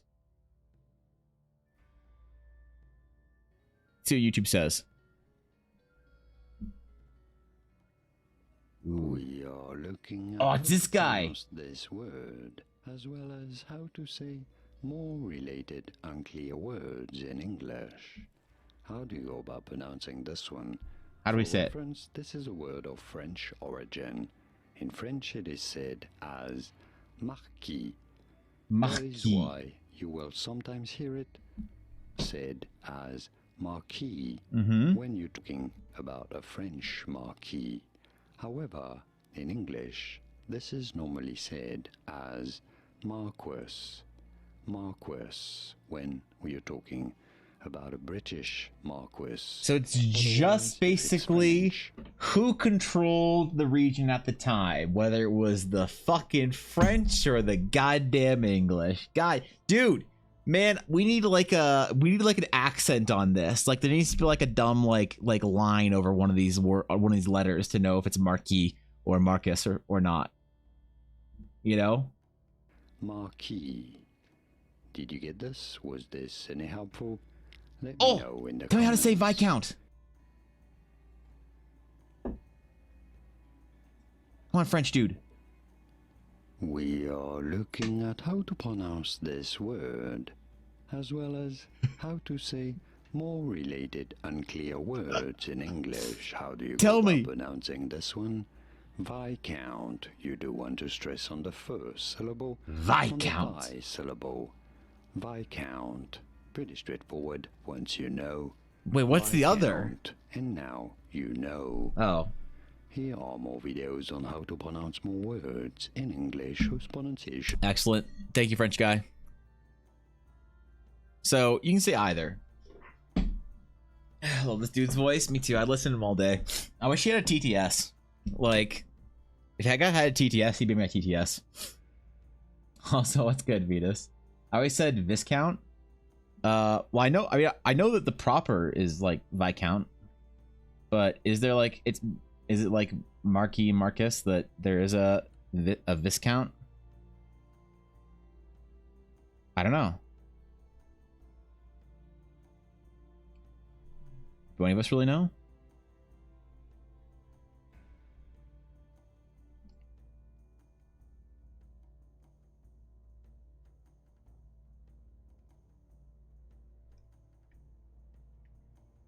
I need some more jewelry, I think. Jewelry would help.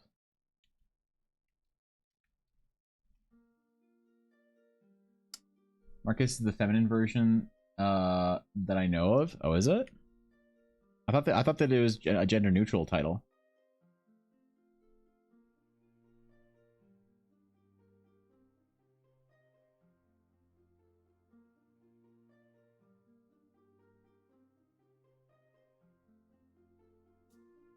See, all this like French and English pronunciation, man, we should just use the Spanish nobility titles. They got some cool ones in there, right? Pronounce it the same way I write it, because how we do it here in Nowhere Land. I mean, that's probably how to do it better. Phonetically is probably the better way to design a language. Spanish nobility titles. What do they got? They have the Duke. Hold on. Wait. They actually put the accent over the E. But they call it the Marquess in Spain. A Count? Visconde. Oh shit. Why the fuck don't we say Visconde? Baron and Senor, as well as the feminine version of these forms of these titles. That's sick. Man, we need to get our titles in order for our nobility in our D&D games.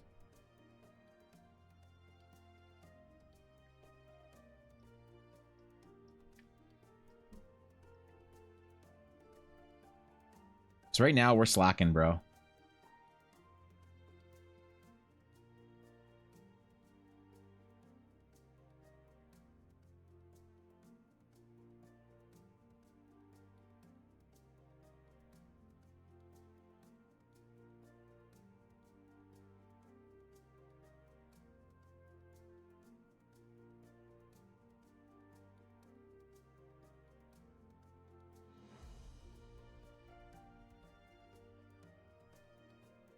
Okay.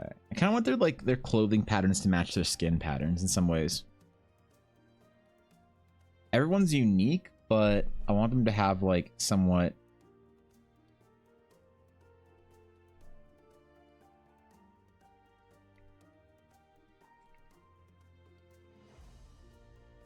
predictable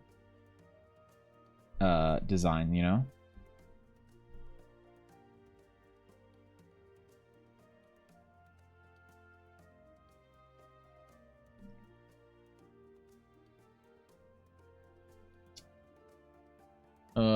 Making was tiresome from a tiresome. Were you working all weekend, Misprint? Venus, I went to a convention. I went to a nerd convention. Marchioness is apparently another feminine version of Marquis or Marcus. There's so many. Because that's what nobility, dude. When you're noble, like, what else do you have to do? You have nothing else to do, nothing better to do than to sit around and think about what your title should be. Imagine being nobility. Okay? And imagine having so little to do because of that all you do, man, is just think about what kind of shit you want to be, like how you want to be referred to.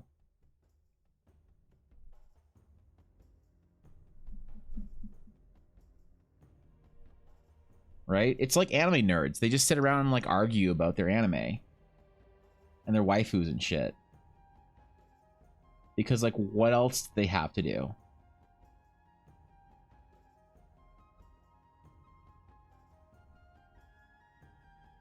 You know I'm right. Working on a draws in your style. It was a thick lady. All right. I dig. I wonder when I'll be a big enough artist to do a draws in your style. Because you need to be a big artist to do that, right? You can't be a garbage tier nobody like me. You have to be like a real artist. But I want to do one because I think it'd be fun.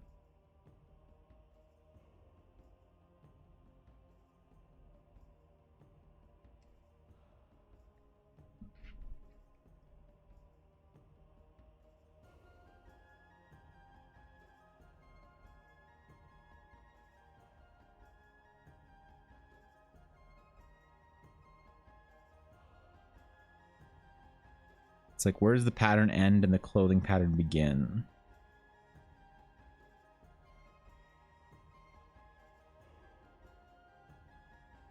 And does anyone care? Painfully right, yeah. I started watching Eminence, just so you know, Blaze. Just for you, buddy.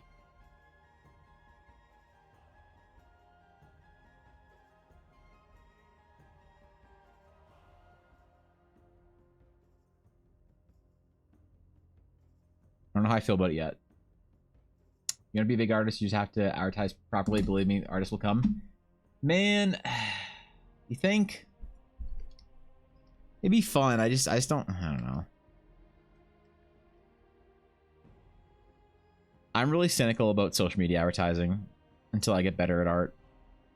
I think the only way for me to like be a big enough artist to grow and like advertise stuff on social media is to be much better than I am. A lot of people don't really appreciate the kind of stuff that I do. And this is why I didn't have prints available at the convention. Because I just feel like people don't really give a shit about original art at like conventions and stuff. And a lot of times they don't really give a shit about that kind of stuff on Twitter either. They do more so, but I'm not good enough technically, I don't think, for people to really like in mass show any love for it.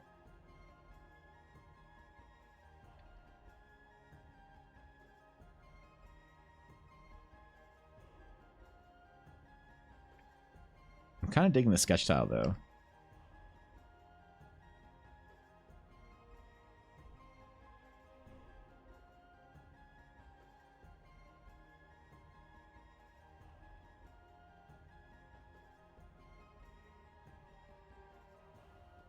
Maybe it'll get popular. I don't know.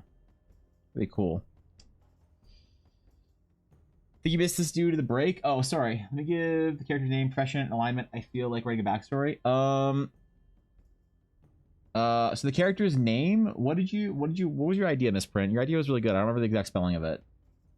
Zythra, I think it was. Zythra Harkwing. That's pretty much the best idea that I think we have so far. I dig it the most. I got caught up on Oshinoko. Last episode is tomorrow. Oh shit, is it 12 or 24? You don't work at the ice cream cart anymore? Wait, what? Did you quit Venus? How is that I've not started it? It's like self-aware. It's like cringy but self-aware, Blaze. So it like makes it better, I guess. Zythra Harkwing is her name. She is so chat voted on a emissary or ambassador of the Thieves Guild. They voted on her being female, Mithara. So she's Mithara. Her alignment, I guess she's like neutral, more or less. And they voted on her being a noble aristocrat. We don't have anything really story-wise past that. There is going to be okay, so we should talk about this. What should we call the writing section in the guild Discord? And where should we put it? So I'm thinking we put it in the guild tavern. You know? Like, what do you guys think? Or should we put it in art? It doesn't really fit in art, I don't think. Do we put it in D&D? Because world building doesn't kind of really cover it. Do we need another?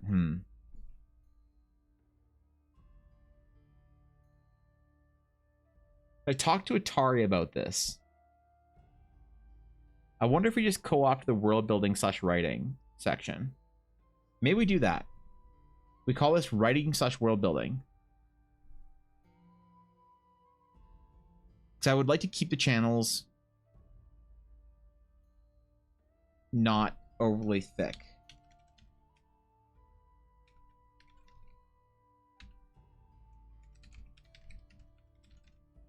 Can we do that?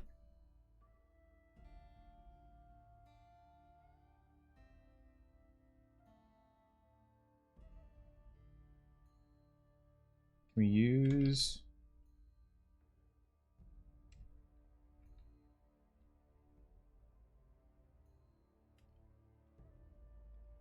No, we can't use that.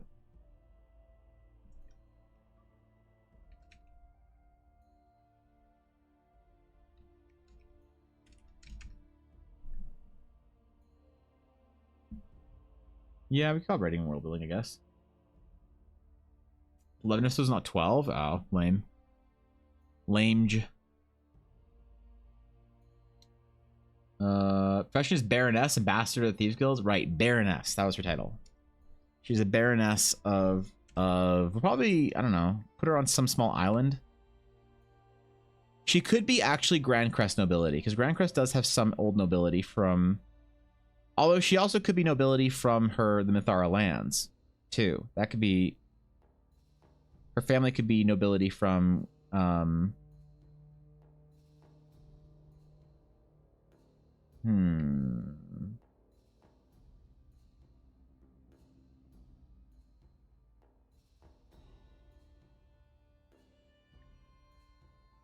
I need to think about this.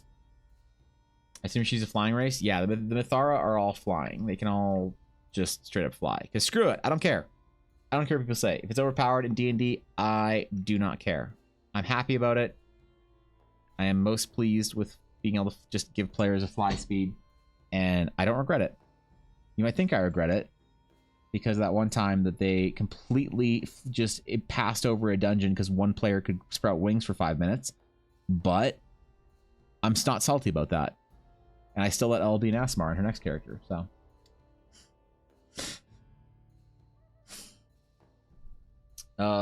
Wait, yeah, so hold on. Did I miss you saying that did you quit?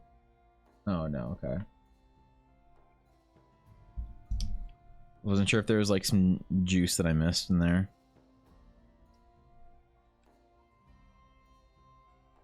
I'm missing a lot of chat today, so I feel bad about it. I'm like extra on guard. I'm self-conscious. It's probably being art streamers. You have to like stare at your art for so long that you miss a lot of chat, and I feel really bad about that.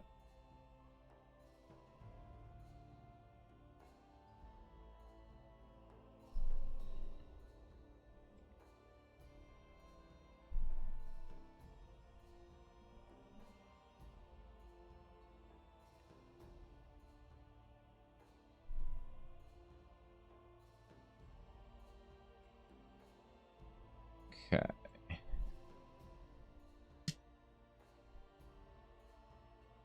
It makes it so their race cannot fly until they're older, with that serving as their coming of age, namely the day they can finally take flight.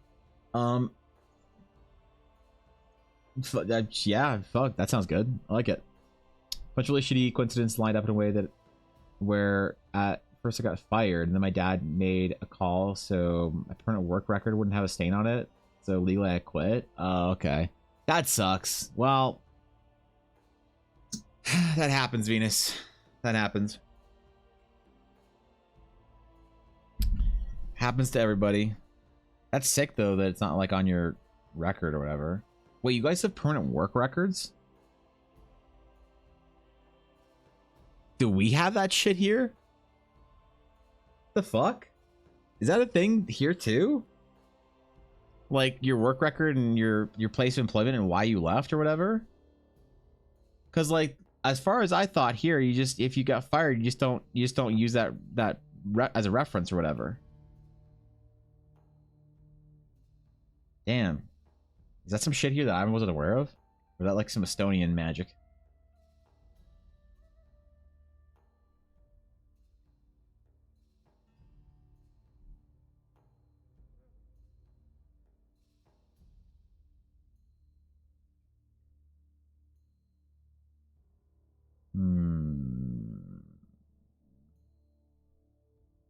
wonder if I should be leaving this as like blank instead of hatching it in if I'm going to color it.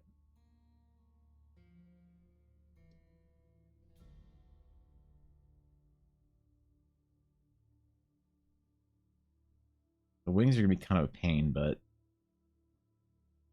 being legally employed, there's a register with your past work history, and if you've been let go, it's visible to a new employer. The fuck? That's crazy, dude.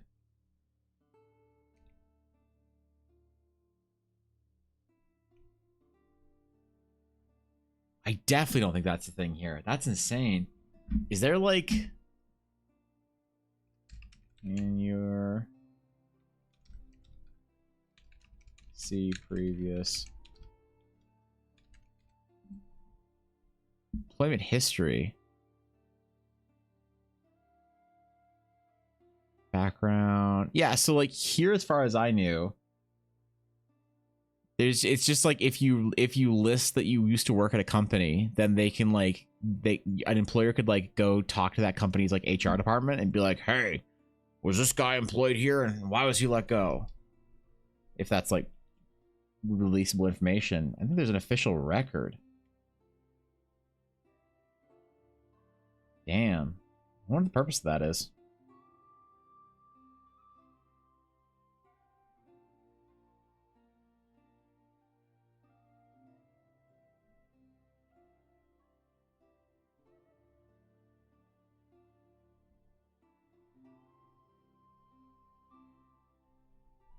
Gotta be some like bureaucratic reason or whatever.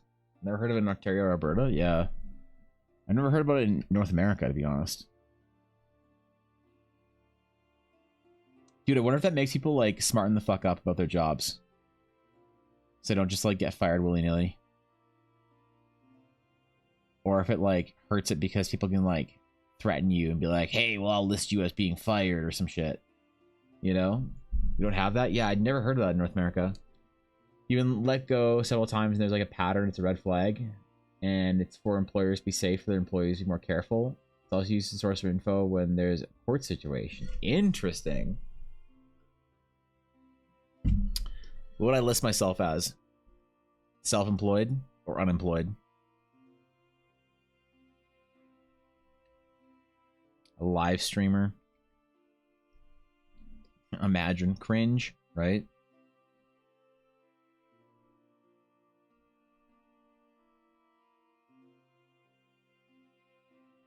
Let's do a...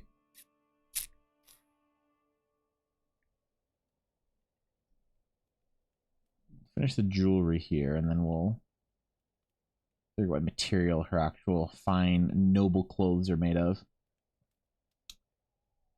W's, you just write down that they've worked at big box stores, went on a business. Are they going to call the company doesn't exist anymore? I mean, true.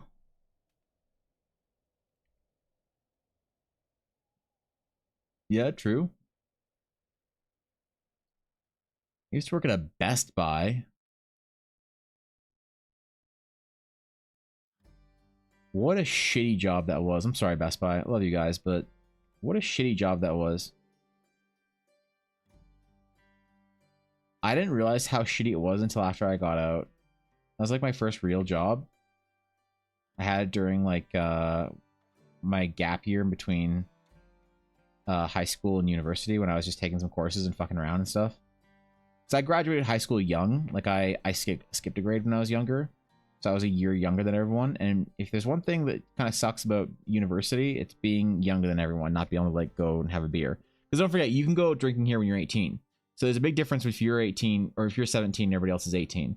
Or if you're like 16 turning 17 and most people are 17 turning 18, it kind of sucks.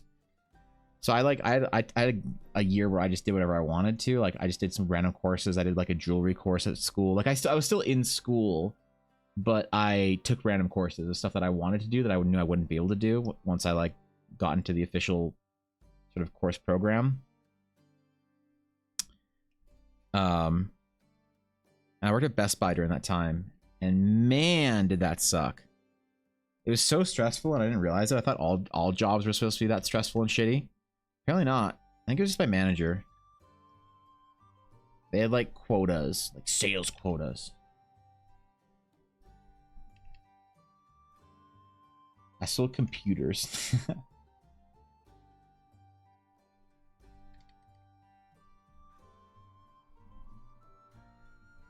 It wasn't that bad. The job wasn't that bad. Like, it was fun. It was the pressure. Because, like, it was so funny. Like, we weren't commissioned or anything like that. We weren't commissioned. But yet there was this massive pressure from our managers constantly on our asses just to sell, do more numbers, do better. Because they all got bonuses out of it.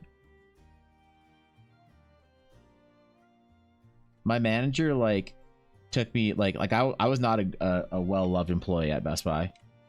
I was well-liked by everybody besides management. And even, like, management that wasn't directly managing, like computers liked me because I was, like, really nice to them and stuff.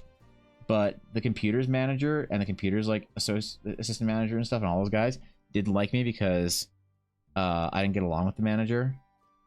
I remember at one point he pulled me into his, like, office or whatever. Office.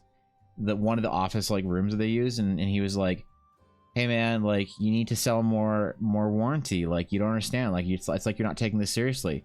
I'm like, well, I give people an option, but I don't, like, push it. He's like, well, no, you're supposed to, like, you know, you need to sell this much in, like our numbers are down. Our PSP numbers are down, Evan. And I'm like, but I thought we're not commissioned. He's like, well, you aren't.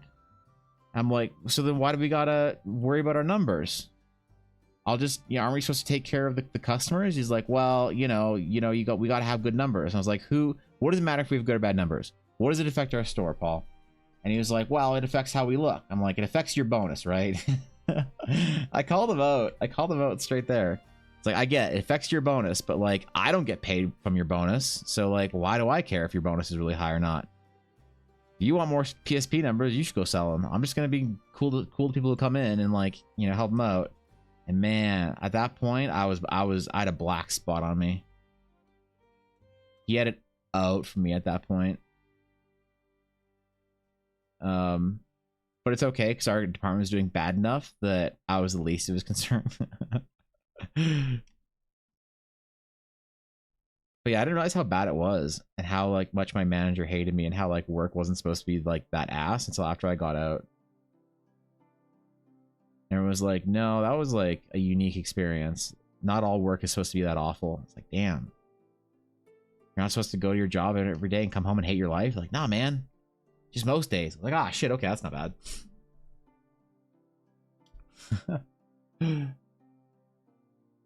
We lied our resume. Keck W. True. True.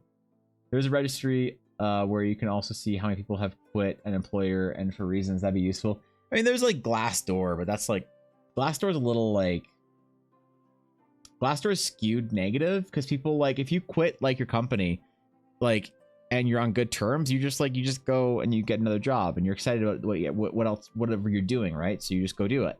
But with like a lot of Glassdoor reviews, it's like, I got fired because whatever, and, you know, people are, like, mad about it or whatever. So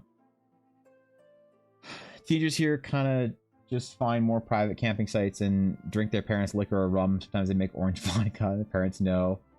The parents know. They prefer to know because hiding drinks is more dangerous than getting grounded. Yeah.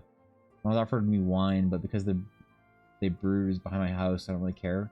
I mean, look, I think every, you know, obviously underage drinking is bad. Obviously, most drinking is bad in non-moderation. But yeah, my parents weren't, like, super upset about it or anything. I was a good kid, though. My parents knew that I wasn't, like, out drinking and shit. Why would you want to spend money on alcohol when you could instead spend money on World of Warcraft? Right? I was a good boy. I barely got in trouble in school, and when I did get in trouble, my parents were never mad at me because they were like, I never got in trouble, so whenever I did get in trouble, they assumed it wasn't my fault, which is true. Good assumption on them. Except for one time it was my fault. My parents were like, do you have a good reason for this? I'm like, yep. And they're like, what is it? And I told them the reason. They're like, oh, yeah, okay.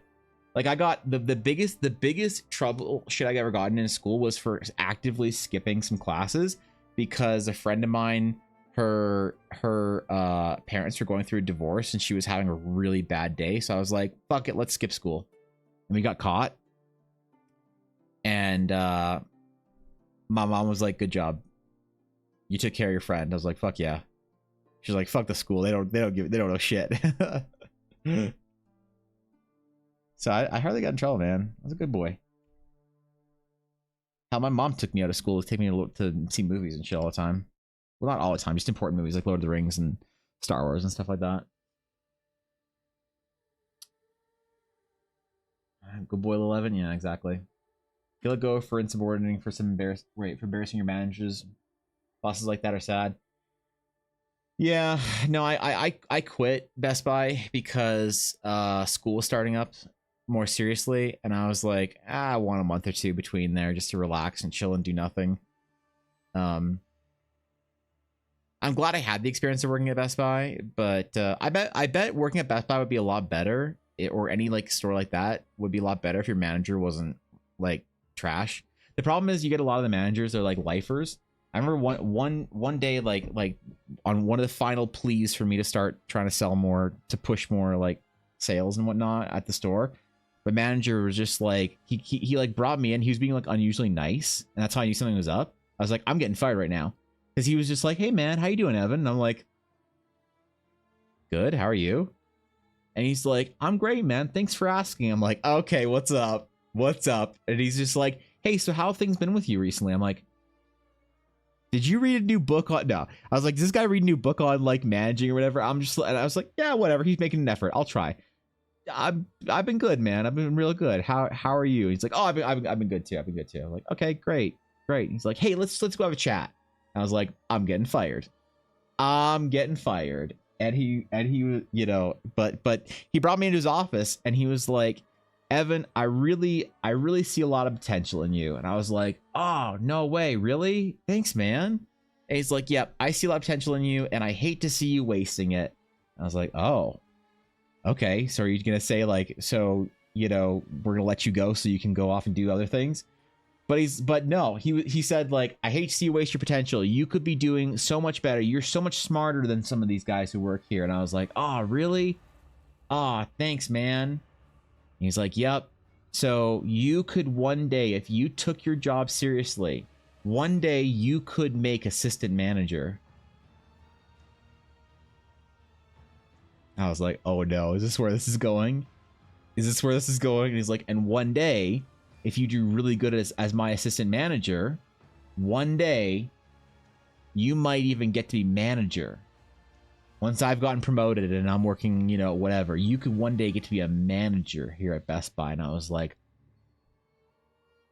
no way. He's like, yep, that's why I really want to see you try and get your sales numbers up, because one day you could be a manager. And I was like, oh, wow, geez. Kevin, answer the question real quick. Do the moth people have moth fuzz? I need to know for a metaphor.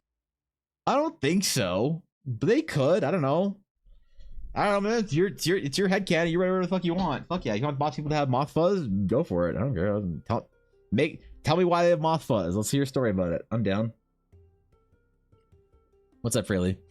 And so yeah, he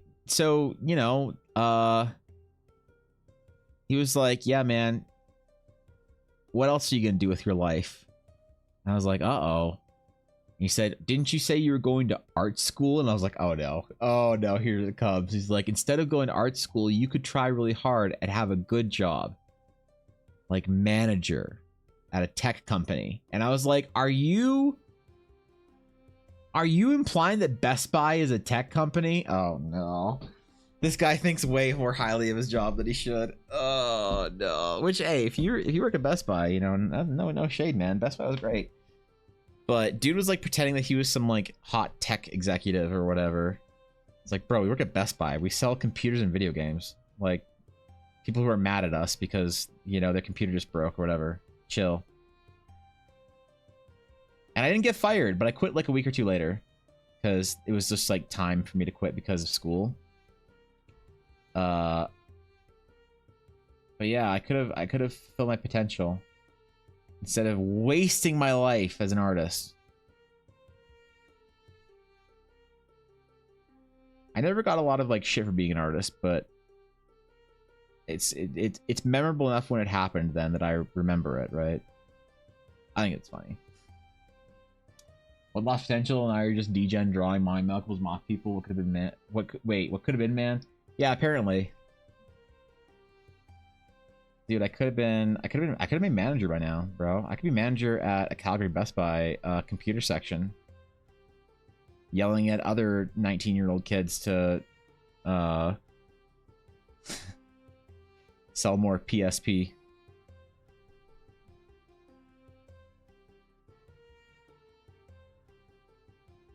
I'll be all right. Don't worry. But now for so long it became his reality. Well, like, look, it was fine. Like, if that's your dream, man, you want to be like a manager at a like a retail store or whatever. That's fine, dude. That's a noble job. Someone wants to do it out there, and if you're that person, like, let's go, dude. But I thought it was just funny that it was just like, Evan, do you really want to go off and be an artist? Ugh. Alternatively, if you sell better, you could be a manager at Best Buy. I do believe in doing your best at whatever job you're working at. Oranges. But it was just offensive to think that I wouldn't want to draw fucking dragons and cat girls and shit. Why oranges? I don't know if I should be confused or offended or grateful, but I'm grateful for the bits. There's that. Thank you. Happy to have you here. Yeah, thanks, Venus. Appreciate it. See, somebody appreciates my degeneracy. You know. Okay. Yeah, chill, Aduria. Chill. Fucking chill, okay? Yeah, chill. Apples. I enjoyed my stay. Thank you, Viddy. Thanks, man. Yeah, thanks for the bits. I appreciate that too. What a just a crazy coincidence of TTS is here. Need an EBA name tag for your stream to feel more official. Can I be manager of my own stream? Can I be manager? Can I be regional manager of my own stream? I could be regional manager. Dude. I need an assistant regional manager though. I need to appoint someone that's fairly political and bureaucratic, so a fulfilling career doing manager of a tech company instead of working and creating your dreams. Missed opportunity. Yeah. Got to both schools near me. I don't know where to go. That's a good problem to have, Venus. Congratulations. Posting the rough draft, nothing special, but give you something to build upon if you like it. Thanks, man. I will 100% read it. Elle is the assistant. Well, not Yuna. Where's Yuna? Where's my dog? I was thinking like one of the mods would be my assistant manager. Who's the other regional manager? Didn't see that one coming, did you? Assistant to the assistant regional manager. I don't know why I saw that pop up before I saw the TTS, but sometimes I see the TTS before it pops up and I'm just waiting for it. Oh, God. Thank you, Vinny, for the 1,000 bits. I'm so sorry you accidentally put another 0 on there. That's fucking tragic, okay? Shit. Thank you, though. What the fuck, dude? Thank you for the 1,000 bits. That's ridiculous. Thank you, bro. That's dead. It somehow makes it better. That's a... Okay. All right. Thank you. Cheers. Didn't see that one coming, did you?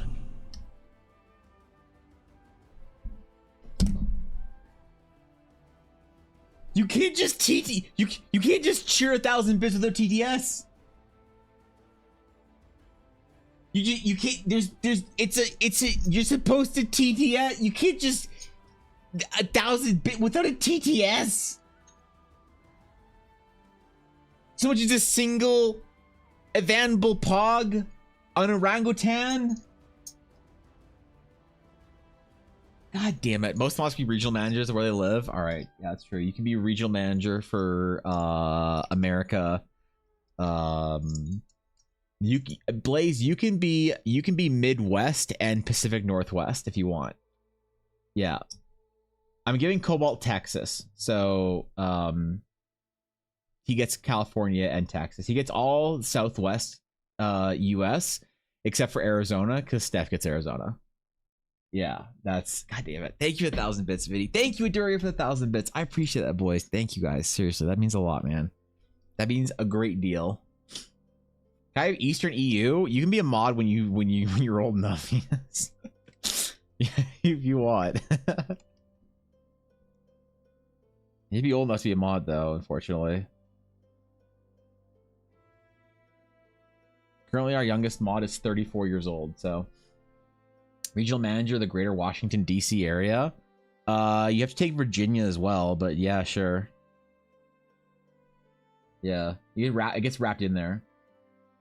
So it's not a crowd. I've gone further one and missed my dog. From the closer one, I might be the only girl in my whole class. That's weird because I have to for 3 years. Ooh, I guess you have to choose. Yeah, right, because you're going to small schools, Venus. I forgot about that. Arizona has their own way of telling time, so it makes sense they're their own separate region. Steph's so stressed out by living in Arizona that I'm just giving her, you know.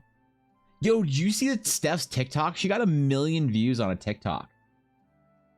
Did you see this shit? She got over 1 million views on one of her TikToks. I'm gonna log in. I'm gonna use Twitter, I think. So how long in TikTok? Select 2 objects that are the same shape. Oh god. Just get ChatGPT to do this for me. Login successful. A solid 7. Yo. Speaking of Steph, look at this shit. They've got almost 2 million views on a single TikTok. Bro. Look at these numbers. It's all her shit talking her cat. I'm so proud of her, man. Look at all these people. Look at all these people talking shit.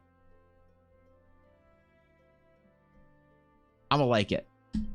Yeah. I ain't gonna comment on it. You know, the other day was butt finger. Oh, what a legend, man. That's pretty good. I'm proud of Steph. That's actually sick. I go to the further one. There will be 175 people in my class. That's pretty big, actually. TikTok is about cat. Obviously, there's views. Should I make a TikTok about Yuna? Where's Yuna? Shit. I can't make a TikTok about her. Olge. All right. I think we'll probably finish this one on Thursday. So that's it for today, I think. Ooh, Jesus Christ. What the fuck? Why are my buttons in reverse? I hit full screen and hit ending. I hit ending and it went full screen. All right. That's weird. Hold on. Armritverse? Am I saying that? I'm not saying that right. Armritverse. Maybe I am saying that right. I probably not. I'm sorry. Armritverse. Thank you for the follow. I appreciate you. Welcome to the Dragon's Claim. So, here's the plan. I am going to be live not tomorrow, because tomorrow there's shit and I won't have internet and whatever. It's a whole thing. I might later in the day, but I won't have internet when I should go live, so that would suck. So I can't go live tomorrow. I'll be live on Thursday. We'll probably finish this character off and like put it in the Discord and all that stuff. Glad I was able to make today's stream. Thanks, man. I appreciate it. Thanks for being here, bro. Tomorrow, I will not. In fact, I'm going to be working on Patreon all day tomorrow. Fuck relaxing. Fuck playing with Yuna. Maybe I'll try and take a couple minutes and play some Diablo 2 or some shit. The only good Diablo game out there. Anyway, thanks for being here, guys. So I won't be live tomorrow. I'll be live on Thursday. I'll probably finish this character off. I won't be live on Friday, likely. If I am live on Friday, it'll probably be a short TDC stream or maybe a PE stream. I don't know.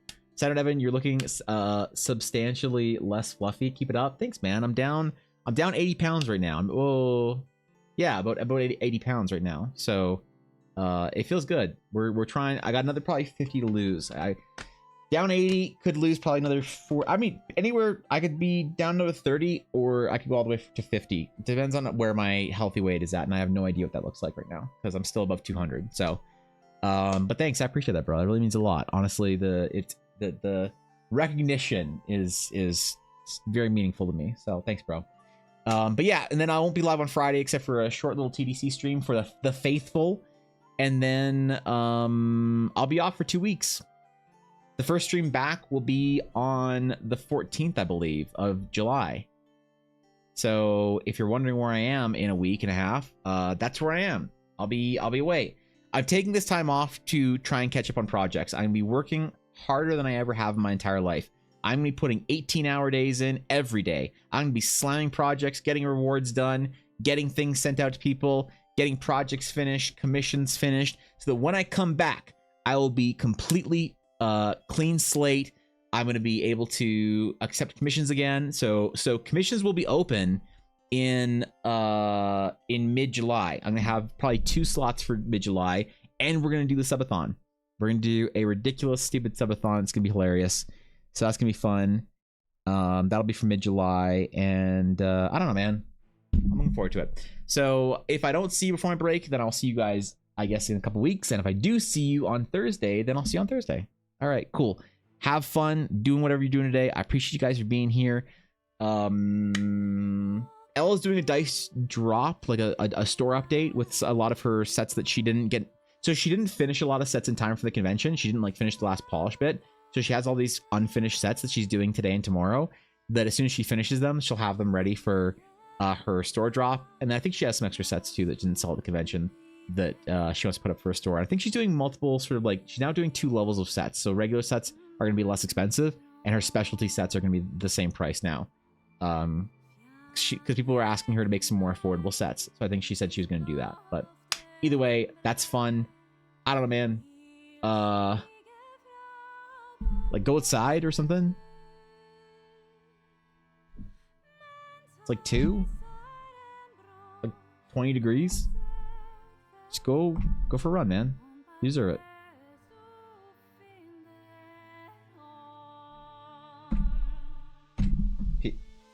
Peace.